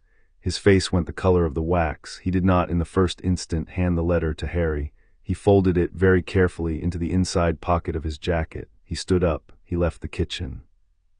He came back 3 minutes later and announced that he was driving to a meeting in town and that none of them was to so much as touch the post for the rest of the day. Aunt Petunia, who had not seen the letter, asked Uncle Vernon what was the matter. Uncle Vernon, who had seen the letter, did not answer. Harry, who had not yet seen the letter but who understood it perfectly, sat at the table and ate his slice of toast with the small bland appetite of a boy whose attention is on the weather. 6, said the tutor in his head with what Harry would, on later review, identify as the driest satisfaction the tutor had so far permitted itself. And 1 letter. Mr. Potter, we are now by my count ready. Yes, said Harry in his head. He swallowed the toast. He drank his tea. He waited for Uncle Vernon to give up. It took in the event 4 days, 2 motorways, and a hut on a rock in the sea, but the letter was delivered in the end by a man with a beard and an umbrella who broke down the door of the hut at midnight and announced that Harry was a wizard. Harry, who had known this since he was 4, accepted the announcement with a politeness the giant called Hagrid clearly mistook for shock. He accepted also the cake. He accepted also the offer of an escort to Diagon Alley. He did not accept the offer of friendship. He had no use for it. He accepted the wand when Mr. Ollivander in his dusty shop found it after a long, patient hour of trials, the holly wand with the phoenix feather core, 11 inches, supple with the small, precise nod of a man receiving the last item on a long inventory.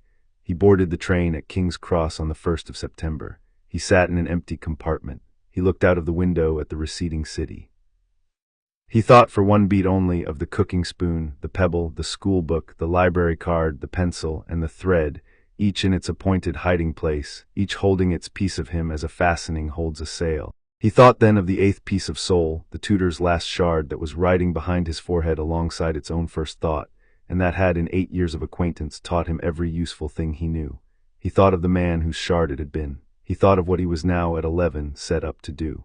He smiled very slightly for the first time in his life, in a manner he had not practiced in the mirror of the cupboard. He smiled at the window and at the country going past and at the boy in his reflection, who had no scar he was prepared to admit to and who had in his lap a wand and in his pocket a 50-pence coin and in his heart an arithmetic. The compartment door slid open. A red-haired boy asked if he could sit down. Harry, without ceasing to look out of the window, said, "Of course." Chapter 4 and Chapter 5, Hogwarts at last, already beyond death. The sorting hat on Harry's head hesitated for 13 seconds. Harry had known from the tutor's coaching that 13 was the upper end of normal and the lower end of remarkable. He sat on the stool with his hands folded in his lap and the brim of the hat low on his ears, and he attended to the conversation. The hat began with him as a matter of professional courtesy. "Difficult," said the hat, "very difficult. You have a brain like a clockwork. You have an ambition like a quiet kettle. You have a courage that is mainly arithmetic. And underneath all of that you have, yes, just there, yes, you have a passenger." "Yes," said Harry in his head. "The passenger," said the hat with a brisk professionalism Harry approved of, "is not, I would suggest, a passenger I am authorized to discuss. The passenger is also, I suspect, not a passenger you wish me to announce to the room." "No," said Harry. "Where shall I put you, then?" Harry, who had thought about this for 6 months, said, "Ravenclaw." The hat considered, the brim above his ear lifted by a fraction as if to look at him sideways. "Slytherin," it said mildly, "would suit you in every particular." "I know," said Harry. "I should prefer not to be looked at." "Ah," said the hat, "a respectable answer. Very well." And then aloud in the voice it used for the room, "Ravenclaw." The Ravenclaw table clapped. The Slytherin table, at which several heads had turned at the hat's hesitation, returned to its salt. The Gryffindor table, at which a red-haired boy had been craning to see, looked briefly disappointed. The high table, at which a man with a long beard had been leaning forward, settled back in his chair with a courtesy that was not quite relief. Harry walked, with the small, bland competence of a boy executing a long-anticipated plan, to the Ravenclaw table, and sat at the far end, beside a Chinese girl named Cho Chang, who in the first week would be the only person at the table to ask him a question he could answer. He looked at his first feast at the high table. The man with the long beard he identified, from the tutor's description, as Albus Dumbledore. The black-clad man with the hooked nose, whose eyes had not left the Ravenclaw table since the hat's hesitation, he identified as Severus Snape. The small man whose head barely rose above the table's edge was Filius Flitwick, his head of house. The stern woman in green robes was Minerva McGonagall. And the man at the end of the table in the lilac turban, who was eating his soup with a small, steady fastidiousness that did not quite match the sweat at his hairline. The man whom the tutor on the Hogwarts Express had identified without ever using the name, by simply going very still inside Harry's head and saying, "Mr. Potter." The man in the turban contains, in some sense, the thing in your scar. That man, in Harry's first private and ordered note of the school year, was Quirinus Quirrell. 8, Harry thought into the seam of his own head. 8 plus me plus you. That makes the inventory complete on day 1. Tutor, who had not so far in their acquaintance addressed Harry from a public room, said very softly, "Mr. Potter, the man in the turban is the body anchor. He is the 7th of the 8 pieces. He is also a host, not an anchor in the technical sense, a host who carries a passenger because the passenger has no body left to wear.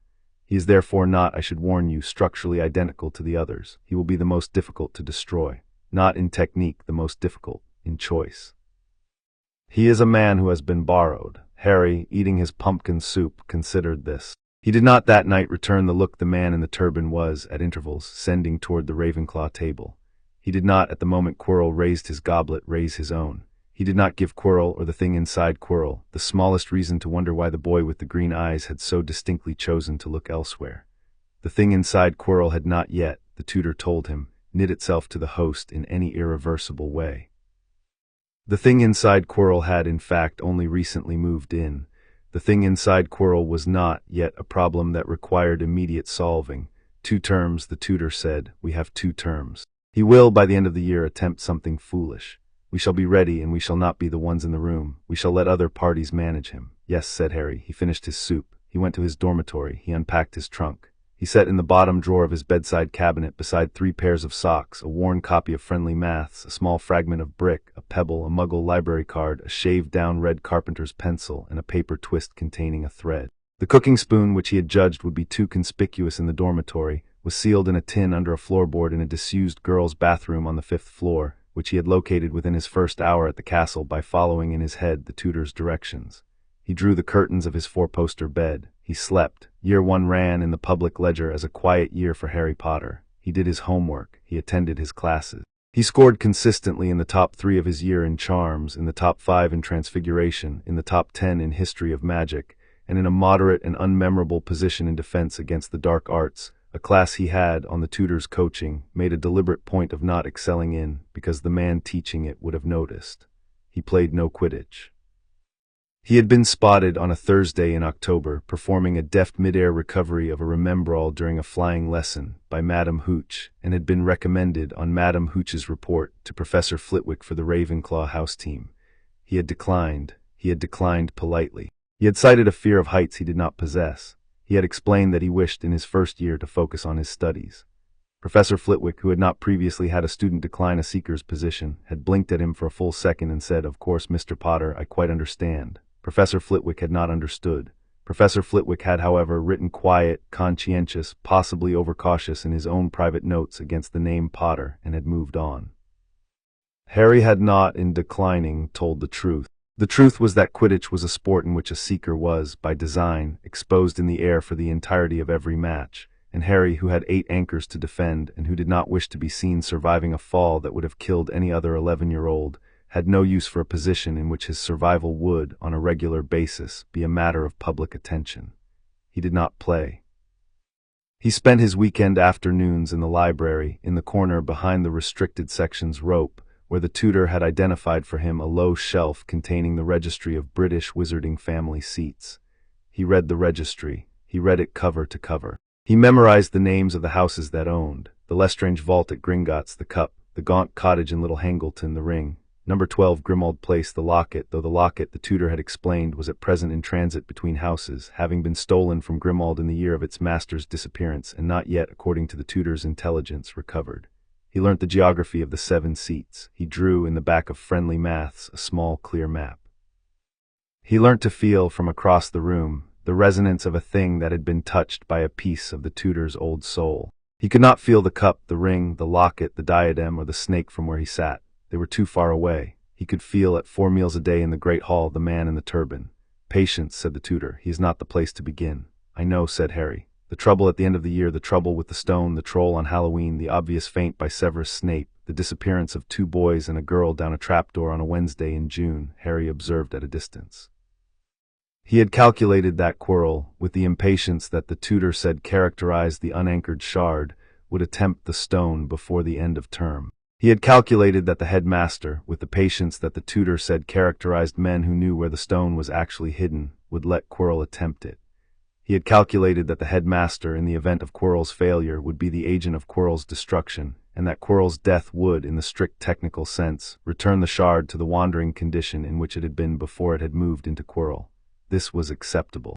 This was, in fact, slightly preferable, because the destruction of Quirrell was a destruction Harry had not yet had to undertake himself, and which, on the body anchor's particular characteristics, would have required the destruction of a man whose only crime was the original consent to be possessed. He let Dumbledore destroy Quirrell. He sat during the chaos of the stone's loss in the Ravenclaw common room, reading a book on goblin metallurgy he had checked out earlier in the day, and did not raise his eyes from the page until Cho Chang came in and told him that Gryffindor had won the House Cup at the last minute by a great deal of points awarded for, of all things, going through a trapdoor. Harry congratulated Cho on Ravenclaw's 2nd place. He returned to his book. That night in his bed with the curtains drawn, he asked the tutor, "Did it work?" "Yes," said the tutor. "He is dead. The shard is wandering. It will, on its own schedule, find another host. We have time." "Good," said Harry. He slept. Year 2 was the diary. He had known it was coming because the tutor had walked him through, over the summer at Privet Drive, where Aunt Petunia, the lock newly fitted, had ceased to ask questions about his absences after he had quietly returned her the thread one afternoon by way of demonstration that he was not, in fact, hostile, the chronology of the 7 Horcruxes the tutor had once made. The diary had been entrusted in the tutor's previous life to Lucius Malfoy. Lucius Malfoy had a son. The son was now starting at Hogwarts. The diary, the tutor said, would not stay at Malfoy Manor long. The diary would, by some mechanism, the Malfoys had a flair for politicking that often included accidental gifts, find its way into the school. From there, the diary would, by the mechanism for which it had been designed, attempt to drain a young person of life force in order to feed its own resurgence. The young person, the tutor said, was almost certainly going to be Ginevra Weasley, the youngest daughter of a family Lucius had a particular hatred of. The tutor predicted this with the dry, casual confidence of a man predicting that a rolling stone would, on a tilted floor, reach the lower wall. The tutor predicted also that Dumbledore would not act. "The headmaster," it said, "will permit the entire episode to play itself out. because he is a man who learns by watching small disasters become slightly larger before he intervenes. He will rely on a small boy with a sword. We shall not be the small boy with the sword. We shall, however, be the person who quietly removes the diary from circulation before the small boy is required to use the sword. The diary on a Friday in October fell, in a moment of strategic clumsiness by Lucius Malfoy in flourish and blots, into the cauldron of Ginny Weasley. Harry, who had been in the shop on errand, watched the moment from beside the transfiguration shelves. He noted the cauldron. He noted the girl. He noted Lucius Malfoy's smile. In the second week of November, Ginny Weasley began to write in a small black book that had appeared in her satchel. In the third week, the writing began to write back. In the fourth, Mrs. Norris was found petrified in the corridor outside Moaning Myrtle's bathroom, and the school began in the slow ripples that schools generate to talk about the Chamber of Secrets. Harry did not enter the bathroom. He did not approach Ginny. He did not look at the diary. He waited. In the first week of December, on a Saturday afternoon when the Weasley sister was in the library being comforted by her brothers about her grades, Harry walked past the Gryffindor common room, told the fat lady, whose password he had taken 3 weeks earlier from a careless mention by a Gryffindor third-year named Lavender Brown, that he had memorized without seeming to listen, Caput Draconis, and entered. The common room was empty. He climbed the boys' stair to the first-year dormitory. He moved a pillow on the youngest Weasley's bed, which was not where he was going. He climbed the next stair. He entered the second-year dormitory. He found in the corner of Ginny Weasley's bedside table a small black book. He picked it up. The book, on contact, twitched. He set it on the floor. He drew his wand. He pointed at the book, and he spoke a word the tutor had taught him in the third week of August, a word that was not in any spellbook in the Hogwarts library. That was, in fact, the tutor's own coinage from a previous decade, and that had been designed to do precisely one thing: to drive out by main force any soul shard that was actively engaged in feeding on a host. The book screamed in a voice Harry recognized, a voice that was, in its essentials, the tutor's voice, although younger, brasher, more in love with itself. The voice begged him to stop. The voice promised him friends. The voice promised him understanding. The voice, when none of these worked, threatened him. Harry, who had heard the older voice for 8 years, did not find the younger voice intimidating. He spoke the word a second time. The book, on the floor of the second-year girls' dormitory at Hogwarts, ceased to scream. He picked it up. It was a book. It was warm. It was not any longer an anchor. The shard had not, however, fled.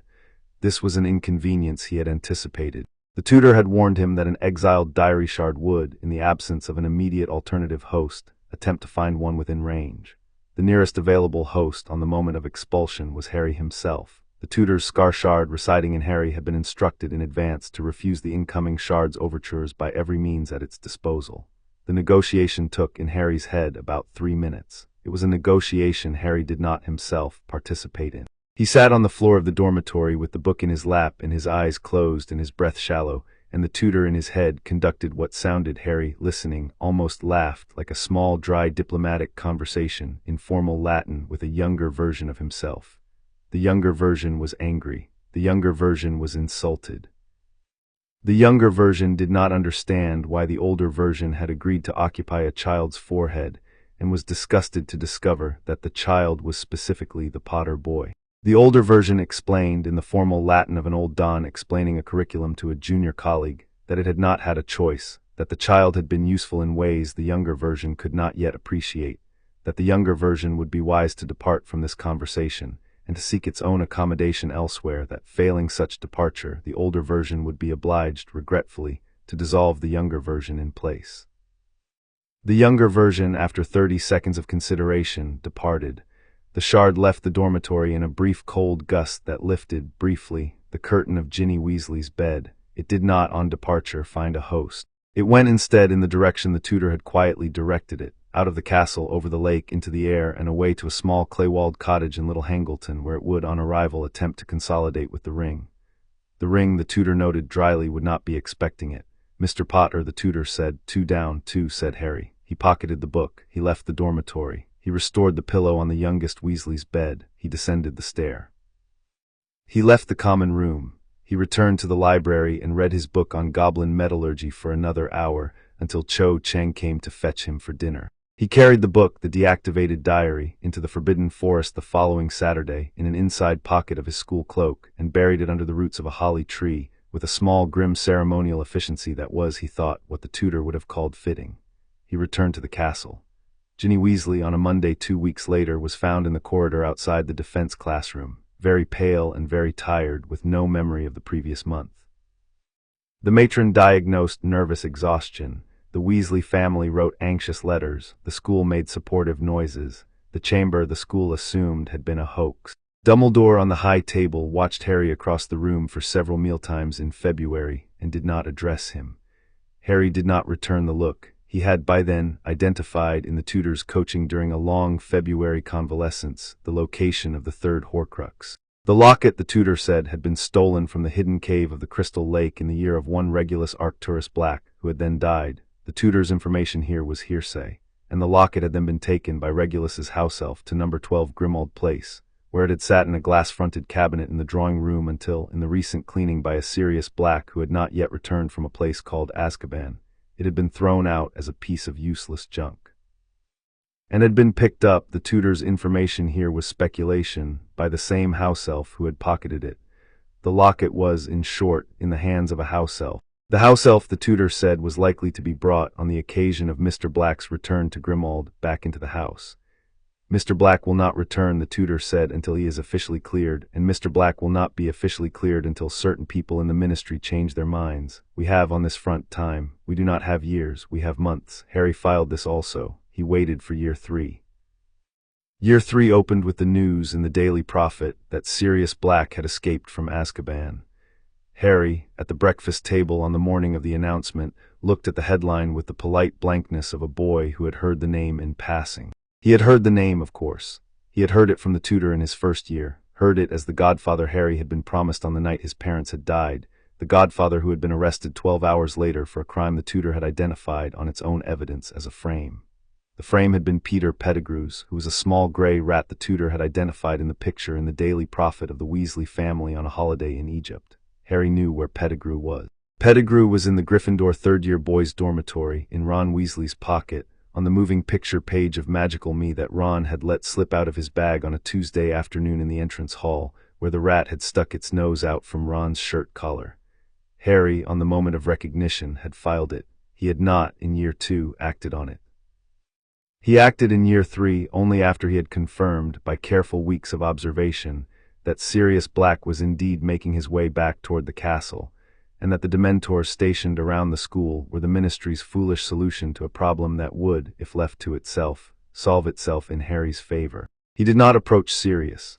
He sent him instead by an owl he had hired at Hogsmeade under a false name, a letter that contained a map of the castle with the Gryffindor third-year dormitory marked, the times of Ron Weasley's classes, the name and floor of the boys' bathroom adjacent to that dormitory, in which Pettigrew was apt to be left unattended for 10-minute intervals, and a note that read in his neat, unidentifiable cursive, "He is here. I do not need to be in the room. The matter is yours." Sirius Black entered the castle on the evening of the 23rd of October, by the route Harry had not specified, but had assumed he would find. He entered the dormitory at 11:30 when the boys were asleep. He took Pettigrew out of Ron Weasley's bed. He removed Pettigrew from the castle. Sirius Black did not that night kill Pettigrew.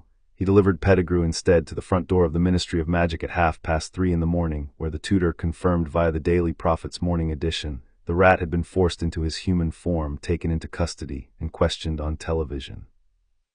Pettigrew on television confessed. Sirius Black, on the following Tuesday, was cleared.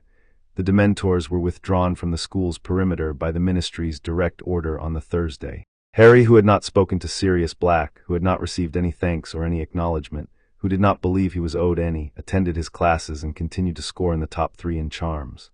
The locket, the tutor said, would now move. It moved in the second week of November with Sirius Black's return to Grimmauld and the house elf creature, the tutor said, with a dryness that suggested familiarity, being brought back to the house. Creature, who had been ill, would now be tended. Creature's possessions, including the locket, would now be on view to whoever should choose to look in the right corner of Creature's nest. The right corner, the tutor said, is in the cupboard under the staircase at Grimmauld, the reflexive choice of all elves on the matter of nests. Harry, on hearing this, almost laughed. He did not in year 3 fetch the locket. The locket could wait. The locket would not move from a cupboard under a staircase. The locket, when he was ready, would be there. He spent the rest of year 3 completing the map.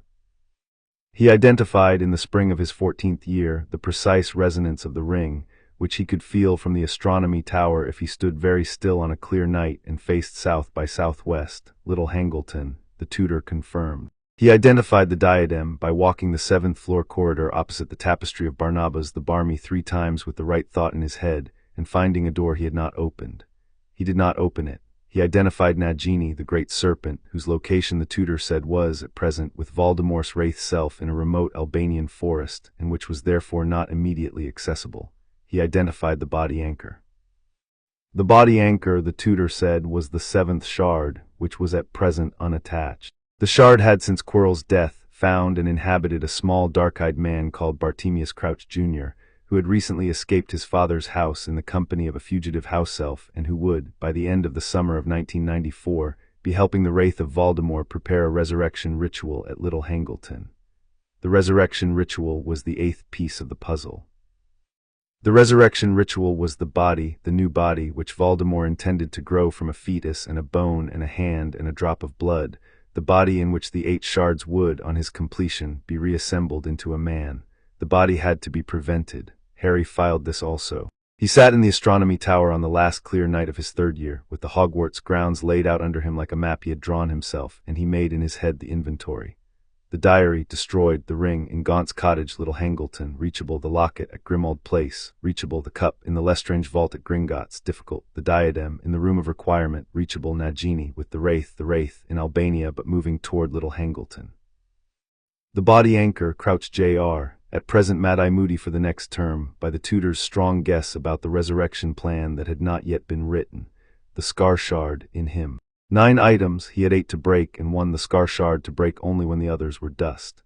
He sat on the astronomy tower until the false dawn began over the forbidden forest. He did not feel cold. He had in his head the entire plan. "Mr. Potter," said the tutor very quietly into the still air. "Yes," said Harry. "You have done in 3 years what I, with every advantage of training and time, took 22. "Yes," said Harry. He went down to breakfast.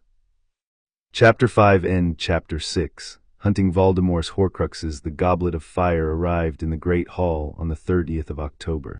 It sat on a wooden stool in front of the high table, blue-flamed, indifferent, a cup that had been a cup for longer than the school had been a school. Harry, in the Ravenclaw seat he had occupied for 3 years and 1 term, looked at it once across the soup tureen and then did not look at it again. He did not need to. He knew, before the headmaster had finished his explanatory address, which name would, on Wednesday night, emerge from the cup's blue flames in the additional, unauthorized, undeniable handwriting of the man at the end of the staff table whose Mad-Eye Moody could not, the tutor had been telling him for 3 weeks, be the real Mad-Eye Moody. Harry's name. He had been thinking since Hogsmeade weekend about how to prevent this. He had been thinking since Hogsmeade about what the tournament was actually for.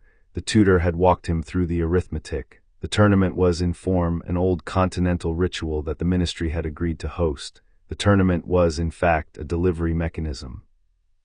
Voldemort's wraith, returned from Albania in the spring with Nagini, had spent the summer at Little Hangleton with Bartemius Crouch Jr., who was the shard wearing Moody's skin. They had between them prepared a resurrection that required 3 ingredients: bone of the father, unwillingly given; flesh of the servant, willingly given; blood of the enemy, forcibly taken; and the 3rd ingredient, the blood, was Harry's. The tournament in this design was the wrapper. Harry would be drawn from the cup as a 4th champion. Harry would compete.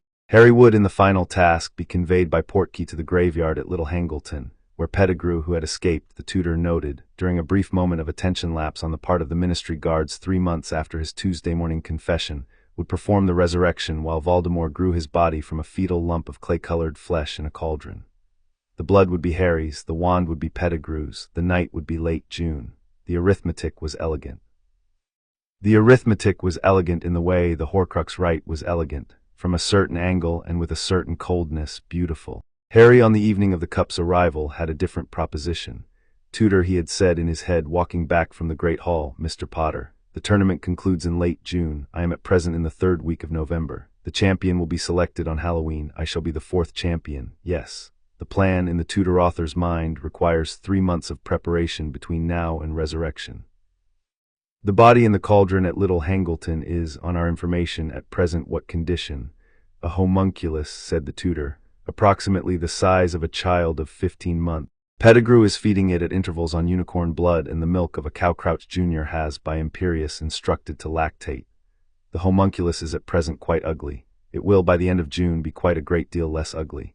If I were to interrupt the homunculus in November rather than waiting for June, would I succeed? The tutor had taken a moment. Mr. Potter, it had said, the homunculus is, in November, a thing that can be drowned in a bucket. The graveyard is in November, guarded by Pettigrew, the homunculus, the wraith of my former self. The snake, Nagini, is currently in Little Hangleton, not Albania, as Crouch has brought her ahead of schedule, and by Crouch Jr. himself, who comes and goes from the school on weekends by means of the polyjuice potion supply he is keeping in a hip flask.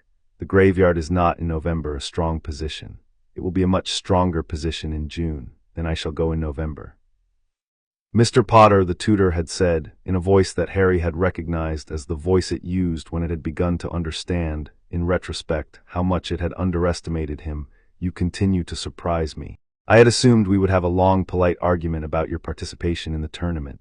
I had not assumed you would, in the first minute, propose the only sensible solution. We shall go in November." The plan had then been built across 4 evenings in the library. Harry had spent the 3rd week of November at the table behind the restricted section's rope, with a stack of books on apparition between his elbows and a cup of cold tea Cho Chang had left him at his side.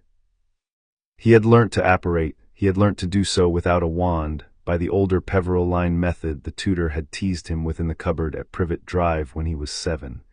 He had learnt to do so silently. He had learnt to do so for distances of up to 200 miles, which was the distance from Hogsmeade Station to Little Hangleton if one knew the right intermediate landmarks which the tutor had given him. He had not told a single member of the Ravenclaw house what he was doing.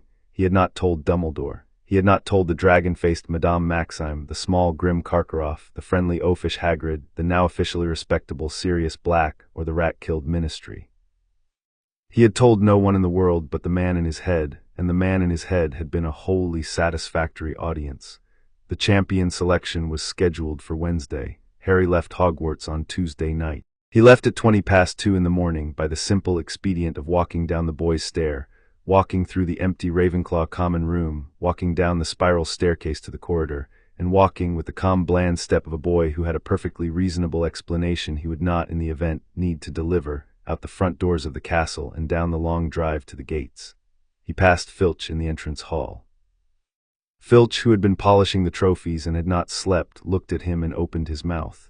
Harry, who had thought about this in advance, said, very quietly, "Headmaster's errand, returning by dawn." Filch, who had not been told about any errand, considered. The boy did not look as if he were lying. The boy did not look, in fact, as if he had bothered to look anxious. The lie was therefore plausible, and the consequences of challenging it, if it turned out not to be a lie, were of a kind Filch was not in the mood to assume. Filch grunted. He returned to his trophy. Harry continued out of the castle. At the gates he stood for a moment, looking back up the long drive at the castle's lit windows, and he made a small private accounting of the things he intended, on his return, to no longer have to think about. The tournament, the cup, the Mad-Eye who was not. The diary which was not in his accounts because it was already dust under a holly tree. The whole long bright vast public fiction that he was a 14-year-old wizard whose primary problem was his homework. He did not feel anything resembling regret. He felt instead a small precise readiness, of the kind he had felt on the morning he had stood on the railing of the footbridge over the railway cutting at the age of 7 and had decided to let go. He turned south by southwest. He thought of Little Hangleton, he apparated. Little Hangleton was cold. It was the first cold of late November, in a part of the country where the cold came earlier than it did in Surrey, and the breath of the village was a fog above the houses. The graveyard, when Harry materialized in it, was empty of people. It was not empty of the things he had come for. He had landed, by careful intention, on a low slope behind the Riddle family mausoleum, where the gravestones screened him from the line of sight of the small ramshackle gaunt cottage on the opposite hillside, and from the equally ramshackle Riddle house at the far end of the graveyard's far gate. He stood for half a minute in the lee of the mausoleum with his back against the cold stone and his breath steaming, and he sorted his auditory environment. He could hear the distant complaint of a sheep, the closer complaint of a fox, the intermittent shifting of the dry grass at his feet, a man's voice on the wind from the Riddle house, raised, not in anger, in something closer to liturgy, and answered at intervals by a sound that was not a voice. The not voice was a rasp. The not voice was the homunculus. Pettigrew was reading. The tutor, in Harry's head, identified the reading. The 4th quarter of the resurrection working, it said, which Pettigrew is performing aloud because the homunculus, in its present condition, lacks the muscle to read it for itself. He is rehearsing the sequence. He will perform the actual rite by the schedule at the next moon, which is in 6 days. We have arrived, Mr. Potter, with a comfortable margin. Where is Nagini? In the kitchen, said the tutor. She has been fed. She is sleeping. Where is Crouch? At Hogwarts, said the tutor. He cannot apparate from Hogwarts. The wards will not permit it. He will not arrive at Little Hangleton until the rite itself by Portkey. We have, on our own time, no Crouch tonight. Harry, against the cold stone, considered. He had 3 live items in the field tonight: Pettigrew, the homunculus, and Nagini. Of the 3, the homunculus was the immediate priority, because the homunculus was the body Voldemort intended to occupy, and without that body the resurrection had no destination. Pettigrew was the second priority, because Pettigrew was a wizard with a wand, and an opposing wizard with a wand was always the next priority. Nagini was the third, because Nagini was a snake. A snake, even an enchanted one, did not aim. He walked, soft-footed on the dry grass, around the mausoleum and entered the Riddle House by the kitchen door. The kitchen of the Riddle House was empty. The kitchen of the Riddle House contained, on the cold hearth, a tarnished copper cauldron in which, by the dim light of 2 black candles, a small thing lay. The thing was the size of a 15-month child. The thing was the color of the inside of a mouth. The thing was breathing. The thing's eyes were red and small and open. The thing's eyes, on the moment of Harry's entrance, turned with the precision of a small turret to fix on Harry. The thing knew him. The thing did not, in its present condition, possess language. The thing nonetheless, in Harry's head, addressed him. You, it said in the voice Harry had heard for 8 years, in a register thinned and weakened by the lack of vocal cords, are a person I cannot, at the moment, kill. No, said Harry aloud in the kitchen of the Riddle House. I should still like to discuss terms. I should not, said Harry, like to discuss terms. He raised his wand. He did not in the act hurry. He had thought about this moment in arithmetic since the September of his 11th year. He had thought about this moment in pictures since the spring of his 13th. He had thought about this moment in the precise sentences he intended to use since the 3rd week of November. He was, on the moment of raising his wand, in the precise condition the tutor had taught him to be in for the operation of a difficult intention. The dog on the lead was sitting at his heel. The lead was held by a hand that did not shake. The center of his chest, where decisions were taken, was clear of everything that was not the decision. He spoke a word in Old Gaelic. The word was not the killing curse. The word was, in fact, the unmaking word the tutor had given him in his first year at Hogwarts, the word that had emptied the diary in Ginny Weasley's bedside table. It was, the tutor had said at the time, a word designed to expel a soul shard from any object or living vessel it had occupied. It was not a destroying word, it was an evicting word. The thing in the cauldron, on the word's pronunciation, screamed. The scream was higher than it had been from the diary, because the thing in the cauldron was a fuller occupation than the diary had been. A body, however small, was a more comprehensive engagement than a book, but the scream was, structurally, the same scream. It was the scream of an old soul that had assumed it was settled, and that was, suddenly, being asked to leave. The thing in the cauldron stopped moving. The eyes, no longer occupied, were small dead red glass. The body in the cauldron was a body that was not occupied by anyone. It was, in essence, a clay doll. It died in the ordinary biological sense within a minute, because a body that had been kept alive by a soul shards did not have in itself the working organs for independent operation. The kitchen, when the breathing in the cauldron stopped, was very quiet. The shard, expelled, fled the room. It fled in the direction it had previously fled, that is, in search of an alternative anchor of which there were 3 within range. The wraith self, which was already incorporeal and which was, on this evening, the next nearest object, Nagini in the kitchen, sleeping by the hearth on the other side of the kitchen door, and Pettigrew in the next room, who was still reading aloud and had not yet registered the silence in the kitchen. The shard, having a strong prior preference for the wraith self, fled in that direction. It joined the wraith. Harry waited 4 seconds. He had instructed the tutor in advance to listen for the joining. Joined, the tutor said. The wraith is now slightly more substantial than it was. It has not, however, regained a body. It is in technical terms exactly as dangerous to us as it was an hour ago, which is to say, not very. Pettigrew is about to enter the kitchen. Yes, said Harry. He stepped sideways behind the kitchen door. Pettigrew in the next moment opened the door and stepped into the kitchen. He was carrying a black candle, a knife, and a small clay jar. He stopped in the doorway on seeing the still cauldron. His face, the small, scared, rat-like face Harry had identified in the Daily Prophet photograph 18 months ago, went the color of wet flour. He made a small sound. He did not, in his first instant of shock, look behind the door. He took, in his second instant, a single step toward the cauldron, with the clay jar held out before him in both hands. Harry in the third instant drove the holly wand into the back of Peter Pettigrew's neck, and spoke a binding spell the tutor had taught him on a Tuesday in his second year, and watched, with the slow, precise attention of a boy verifying the operation of an instrument, as Peter Pettigrew's body locked, became briefly rigid, and slumped to the kitchen flagstones. He had not killed Pettigrew. He had not chosen to kill Pettigrew because Pettigrew in custody was an inconvenience to Voldemort's allies, and a dead Pettigrew was no longer an inconvenience. He bound the man, he took the wand from his hand, he took the clay jar which the tutor identified contained a single severed left hand belonging to Pettigrew himself, intended for use in the resurrection. He set the jar on the kitchen table. He left Pettigrew on the floor. He walked, with the calm of a man finishing the second of several courses, into the next room. Nagini was on the hearth. She had woken at the sound of the homunculus's scream. She had not, in the moment, identified the threat. She was now, when Harry entered the room, raised on the front third of her great length, her flat head canted to the side, watching him with the precise attention of a thing that had been watching wizards for 30 years, and had a strong working theory about which ones were food. She did not, on seeing him, strike. She hesitated. She hesitated, the tutor said, because she could feel in him the resonance of her master's shard, and could not, in the first instant, tell whether the boy in the kitchen was her master's enemy or her master's tenant. The hesitation, the tutor said, was a quarter-second long. The quarter-second was a sufficient window.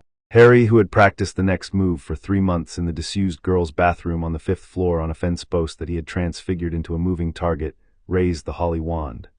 He spoke the word, not the killing curse again, but a severing curse the tutor had refined from a goblin smith's incantation that was designed to cut through the precise type of magical scale that protected Nagini's back.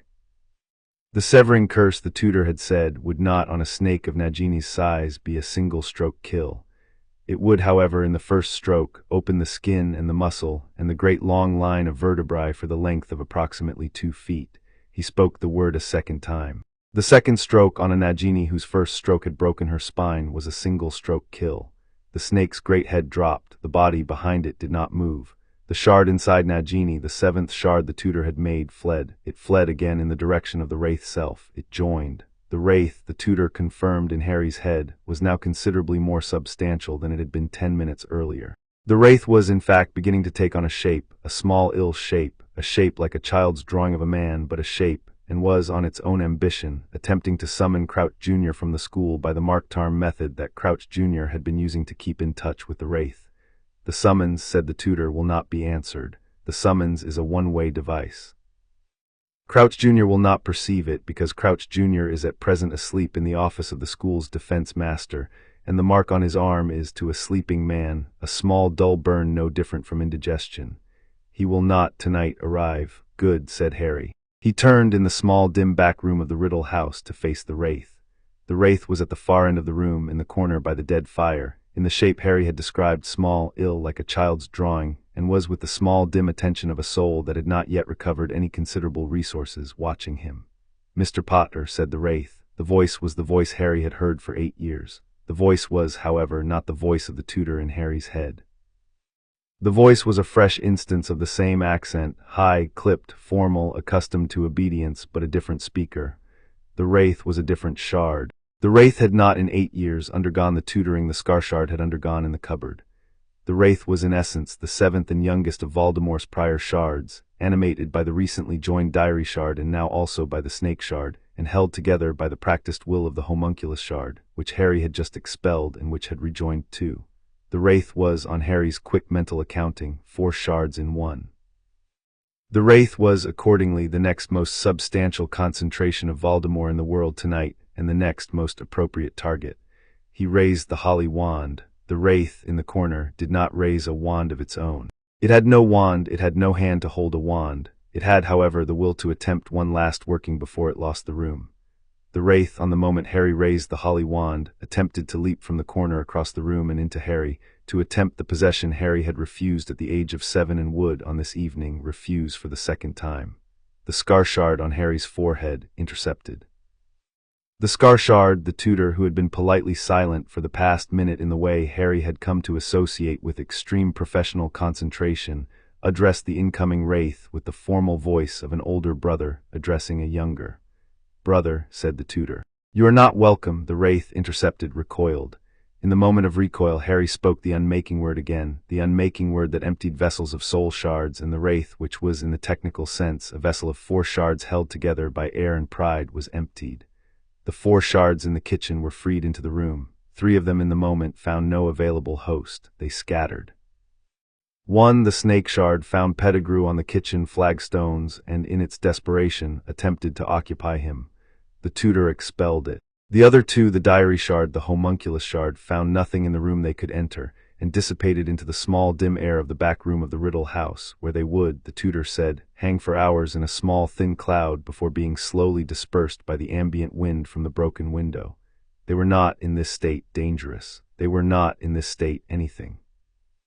The wraith shard, the 7th of the 8, the one the tutor had described as the body anchor, that one, having been the assembled wraith's animating principle, was, on the wraith's dissolution, the last to be evicted. It fled. It fled this time in the direction of Hogwarts, because the 7th shard had, since Quirrell's death, been carried by Crouch Jr., and the 7th shard knew, by old habit, the path back to its host. The shard would, the tutor estimated, arrive at Hogwarts inside Crouch's arm by dawn. "We shall be there," said the tutor, with a satisfaction Harry had not previously heard from it. "Yes," said Harry. He turned in the back room of the Riddle house to the small clay jar on the kitchen table, Pettigrew's severed hand, and considered the rite of which the hand had been the second ingredient. The rite had now no homunculus to host. The rite had now no Pettigrew with a free hand to perform it. Voldemort had died on this November night, the first of his 8 deaths. Voldemort had died in this house while reading aloud in the next room by the simple expedient of being asked to leave a body too small to fight for. Harry walked calmly back through the kitchen. He stepped over Pettigrew. He picked up the bound rat man by the collar and dragged him with the small grim efficiency of a boy clearing a field of small mammals to the front step of the Riddle house. He left him there. He left beside him a folded note, written in the same unidentifiable cursive he had used for his letter to Sirius Black. "Mr. Pettigrew is the surviving organizer of the resurrection of the Dark Lord Voldemort. The Lord has this evening died.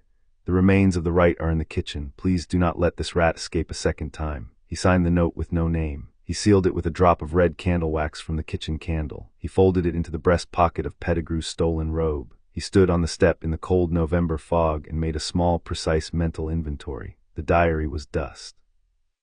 The homunculus was a dead lump in a cauldron. The wraith was scattered.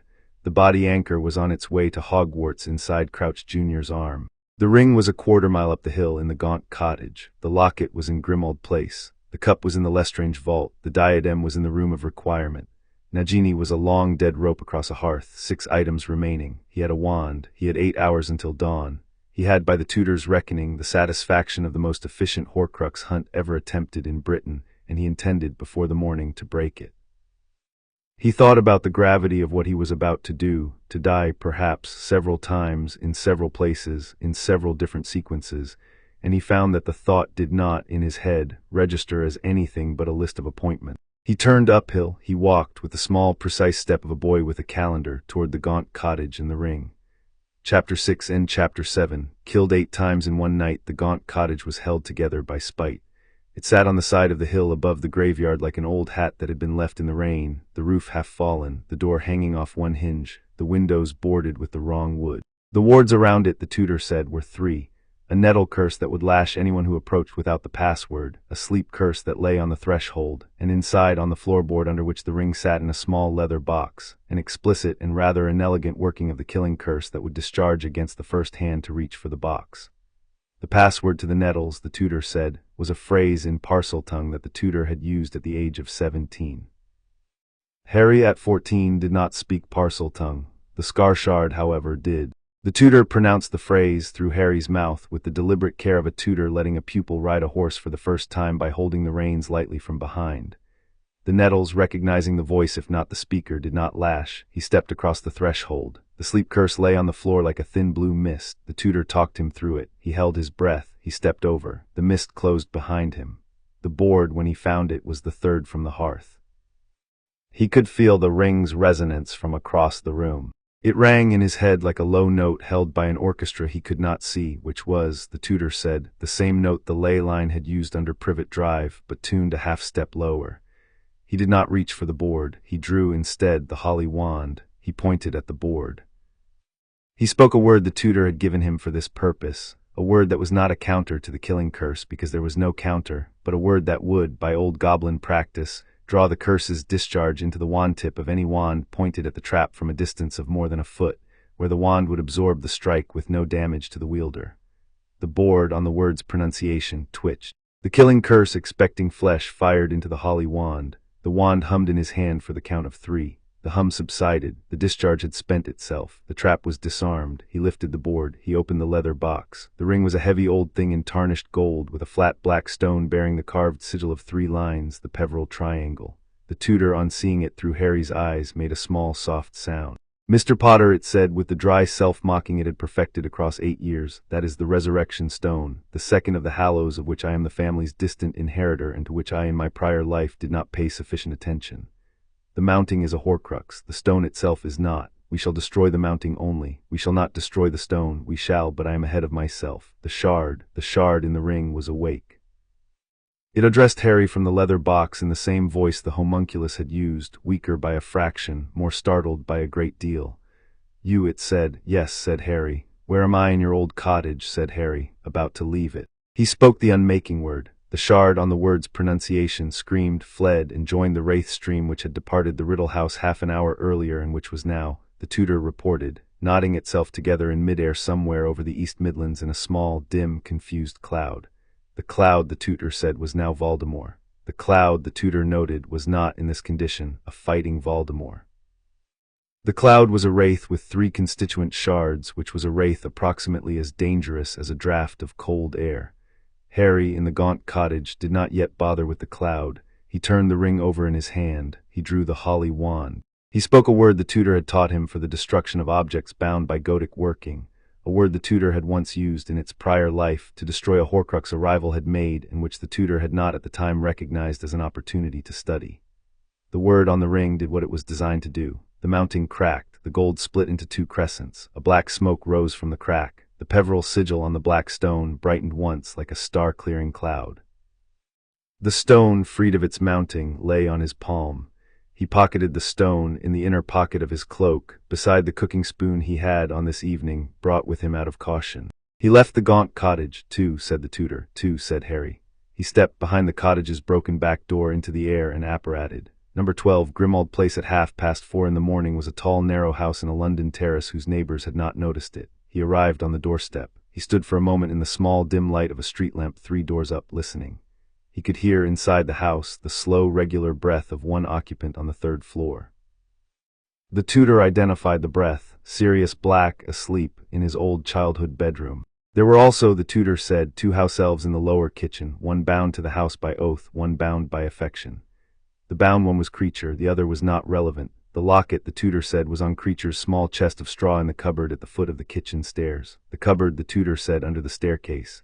"Mr. Potter, this is one of the few small jokes the universe has, in my acquaintance, attempted on me. We shall not, however, dwell." Harry, in the small dim light, almost smiled. He did not. He opened the door. The lock yielded to a word the tutor had taught him in the 2nd year. The hallway smelt of damp and old curtains. He walked on the carpet runner, past the umbrella stand made of a troll's leg, past the curtain portrait of the old mistress of the house which the tutor instructed him not to disturb, and down the kitchen stairs. Creature was asleep in his cupboard. Harry did not wake him. He reached past the elf, small, gray, breathing in the soft hitching pattern of an old creature who had given up dreaming, and lifted from the elf's straw the small golden locket on its chain. The locket, on contact, hissed. The shard inside the locket had been asleep, like the elf, for nearly 20 years. The shard, on being lifted, had not yet remembered what year it was, or what condition its master was in, or who, of the world's surviving wizards, was the boy holding it. The shard had time to remember exactly half of these things before Harry spoke the unmaking word, and the shard, on the word's pronunciation, was evicted. It joined the cloud. The cloud, the tutor said, was now 4 shards together. The cloud, on the tutor's quick mental measurement, was beginning to organize. It would, given another hour, be capable of attempting another homunculus, this time on the much faster basis of having no need of a fetus to start with. The cloud could, in extremis, grow a body for itself from any reasonably warm corpse in a reasonably appropriate state. The cloud, the tutor said, will be looking for a corpse. We shall, Mr. Potter, deny it. Yes, said Harry. He destroyed the locket on the floor of the kitchen with the same word he had used on the ring. The locket cracked open along its hinge. A thin, dark smoke fled. The chain went black, then gray, then ordinary metal. He set the empty locket back on Creature's straw, where the elf in the morning would find it, look at it, and weep for reasons of his own which Harry did not at this moment have the resources to consider. He left. 3, said the tutor. 3, said Harry, he apparated. The Lestrange vault was in arithmetic the most difficult of the 6.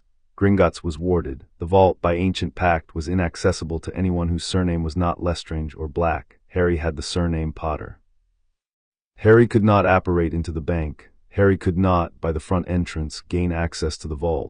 Harry, who had spent the summer reading the registry of British wizarding family seats, also knew that the Lestranges had, in the period before the First Wizarding War, kept a small private vault not at Gringotts but in a country house called Lestrange Hall in Devon, and that the cup had not, in fact, been transferred to Gringotts until the late 1970s, and that the country house's vault, though emptied, had retained, for sentimental reasons of the lady of the house, a working magical resonance pattern that any object that had ever been in it could be summoned back to.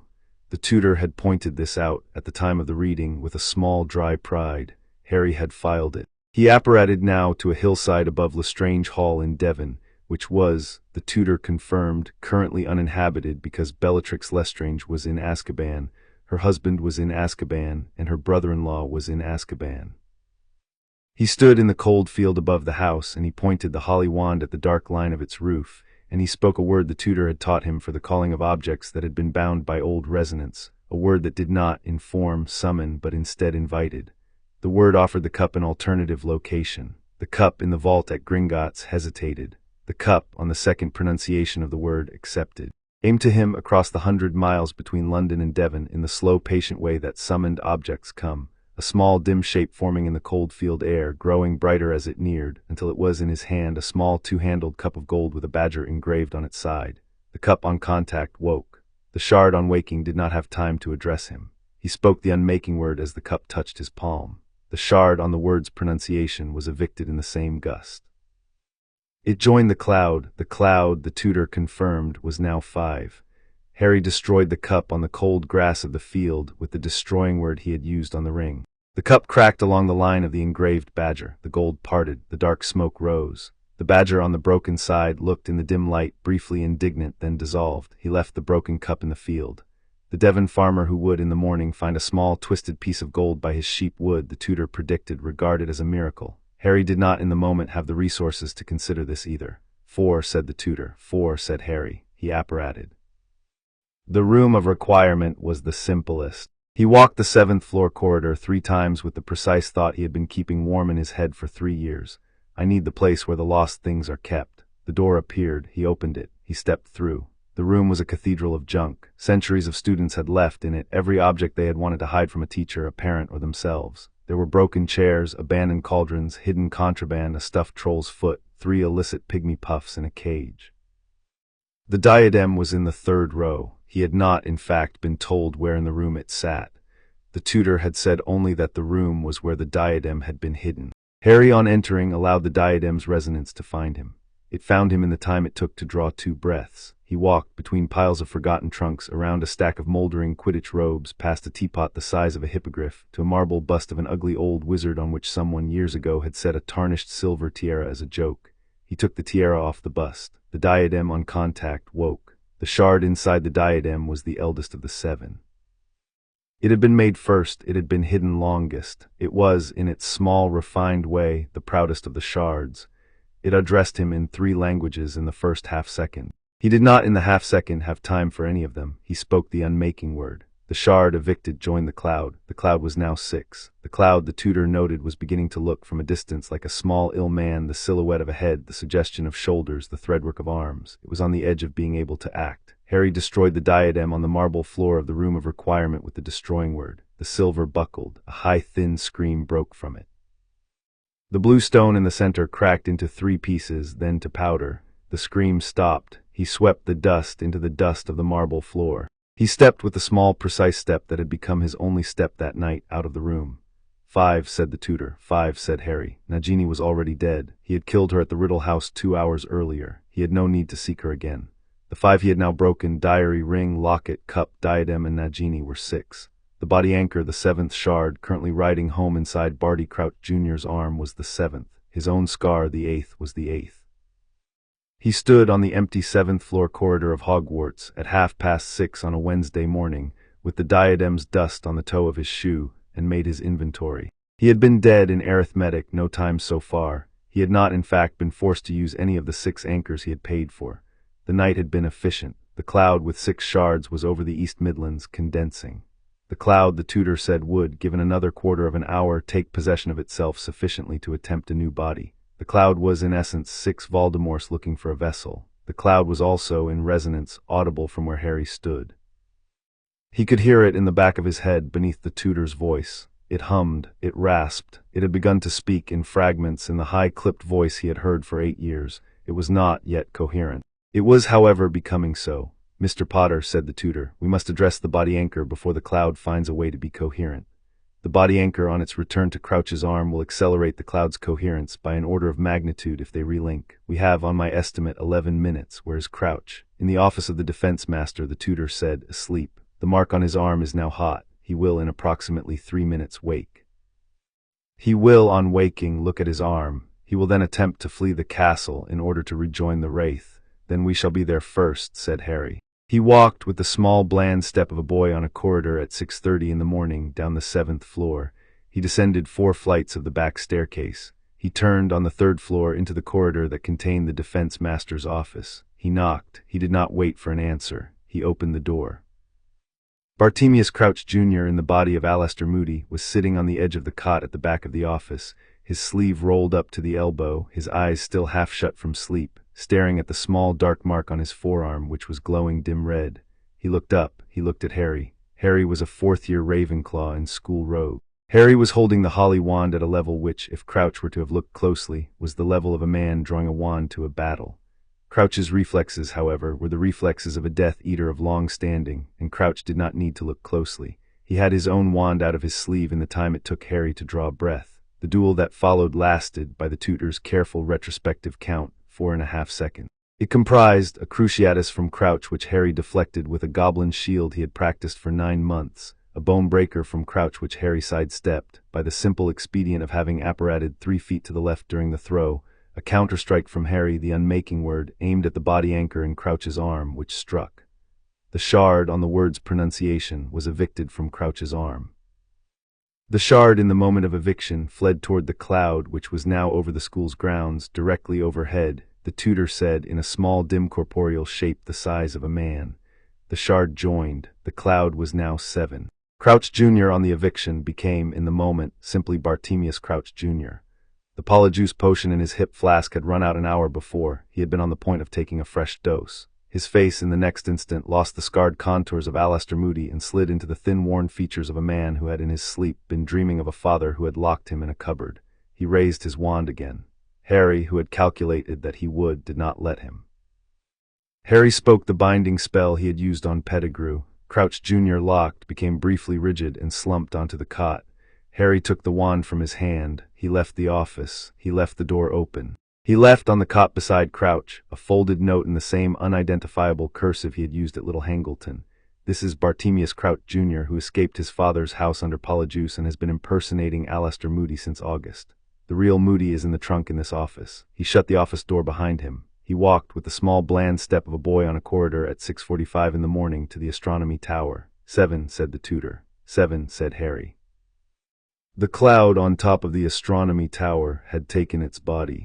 It had taken, the tutor noted, the body of a barn owl that had been killed by a falcon on the tower's roof an hour earlier, a small, manageable, recently dead body. The cloud had used the body to consolidate. The cloud had then, in the consolidation, found that a barn owl was not, in fact, a sufficient body for 7 shards of Voldemort, and had begun to extrude. What stood on the astronomy tower's stones when Harry stepped out into the November dawn was a small, dim figure, slightly taller than a child, slightly shorter than a man, with the head of a barn owl and the unfortunately recognizable hands of Tom Marvolo Riddle. It turned. It looked at him with the small, dim yellow eyes of the owl. "Mr. Potter," it said, in the high-clipped accent Harry had heard for 8 years. "Yes," said Harry, "you have," it said, "been busy." "Yes," said Harry. "You will not, however, be permitted to continue." It raised its hand. The hand held no wand. The hand, however, was its own implement. The cloud had not, in its consolidation, troubled to grow a wand. It spoke a word in a high, cold voice. The word was the killing curse in its old, unwanted form, which the tutor had once developed in the prior life and which the cloud had retained. It struck Harry in the center of his chest. Harry on the astronomy tower in the cold dawn of a Wednesday in November died. He arrived 30 seconds later beside the cooking spoon in the disused girls' bathroom on the 5th floor. He was lying on the cold tiled floor. The tin under the loose floorboard was in his line of sight. The spoon in the tin was warm. His hand was on the second after his arrival on it. He got up. He thought in the moment about how to address the next problem. The cloud on the astronomy tower was now 8 because the cloud had added, by the killing of Harry, the cloud's first kill in its new body, which had stabilized the consolidation by the precise amount the cloud had needed. The cloud was now functionally Voldemort on a barn owl's body, with 7 shards plus the murderer's momentum. Harry in the bathroom had been returned by the anchor with no advantage and no warning. He had, however, 6 anchors. The cloud had, by the days running, 7 shards, of which only one, the cloud's currently embodied self, was at present available to be killed. The remaining 6 shards Harry had now destroyed in their objects. The cloud could not, on the cloud's death, return to any of them. The cloud could only on its death run. The cloud knew this, the tutor said. The cloud was, in the moment Harry stood up in the bathroom, attempting to leave the astronomy tower by flight. "Mr. Potter," said the tutor, "the cloud is flying south. The cloud is going for Crouch, who is at present still bound on the cot. The cloud will attempt to reoccupy. We must on this front be quick." "Yes," said Harry. He apparated to the defense master's office. The cloud arrived through the open window 30 seconds after he did. It had, on the flight down from the tower, lost the barn owl body. The owl had not been able to sustain the cloud's weight in the air, and was, on entry to the office, again a small, ill cloud shape with the suggestion of arms. It saw Crouch. It hesitated for 1/2 second because Harry was standing between it and Crouch with the holly wand leveled.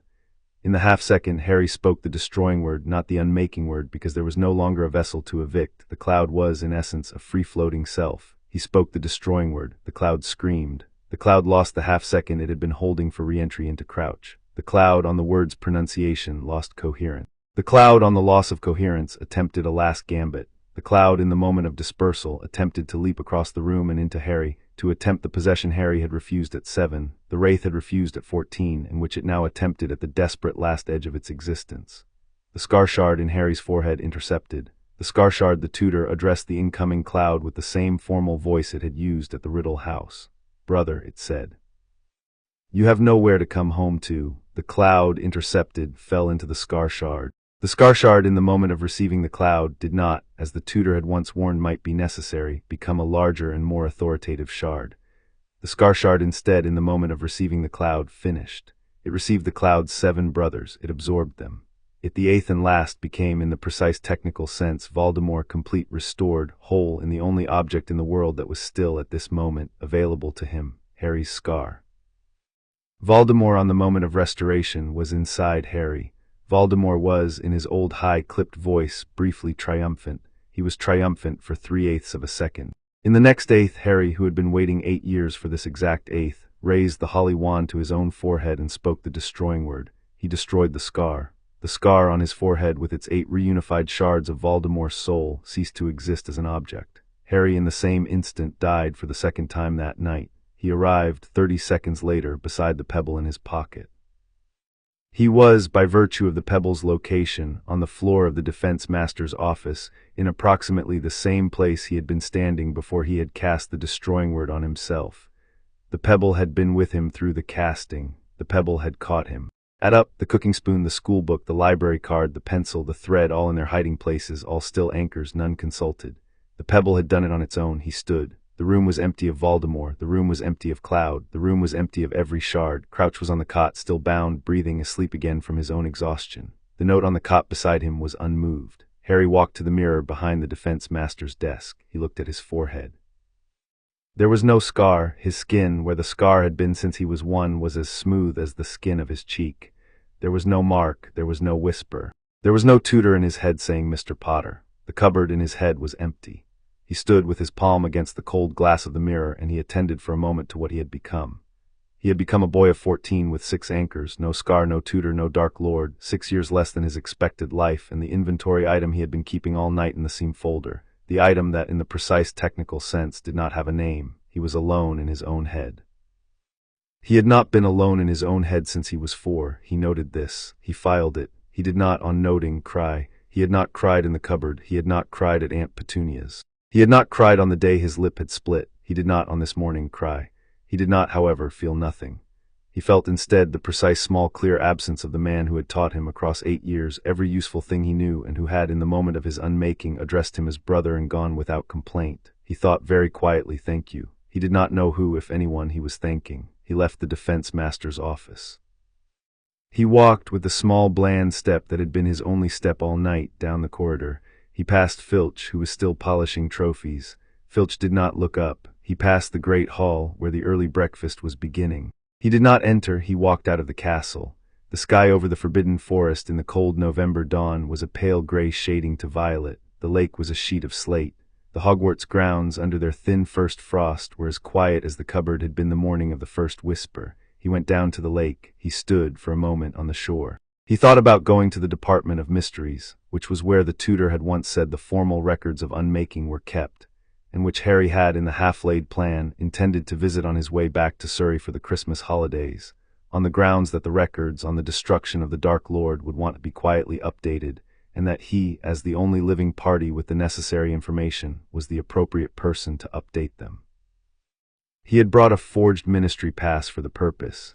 He decided in the moment that he would still go. He decided also that he would not, on going, announce himself. He would walk in his school robes and his clean, unbruised forehead, with the small, grim efficiency of a boy who had a calendar, and he would update the records, and he would leave. He would, on his way out, post the note he had been keeping for 3 weeks in the inner pocket of his cloak, the note that named the 8 Voldemort shards and their objects, the note that named Bartemius Crouch Jr., the note that named Peter Pettigrew, the note that named the cooking spoon, the pebble, the school book, the library card, the pencil, and the thread, the note that he intended, in due course, to give to one specific person at the ministry who, the tutor had once told him, was, in the tutor's prior estimation, the only adult in the British wizarding world who would understand it.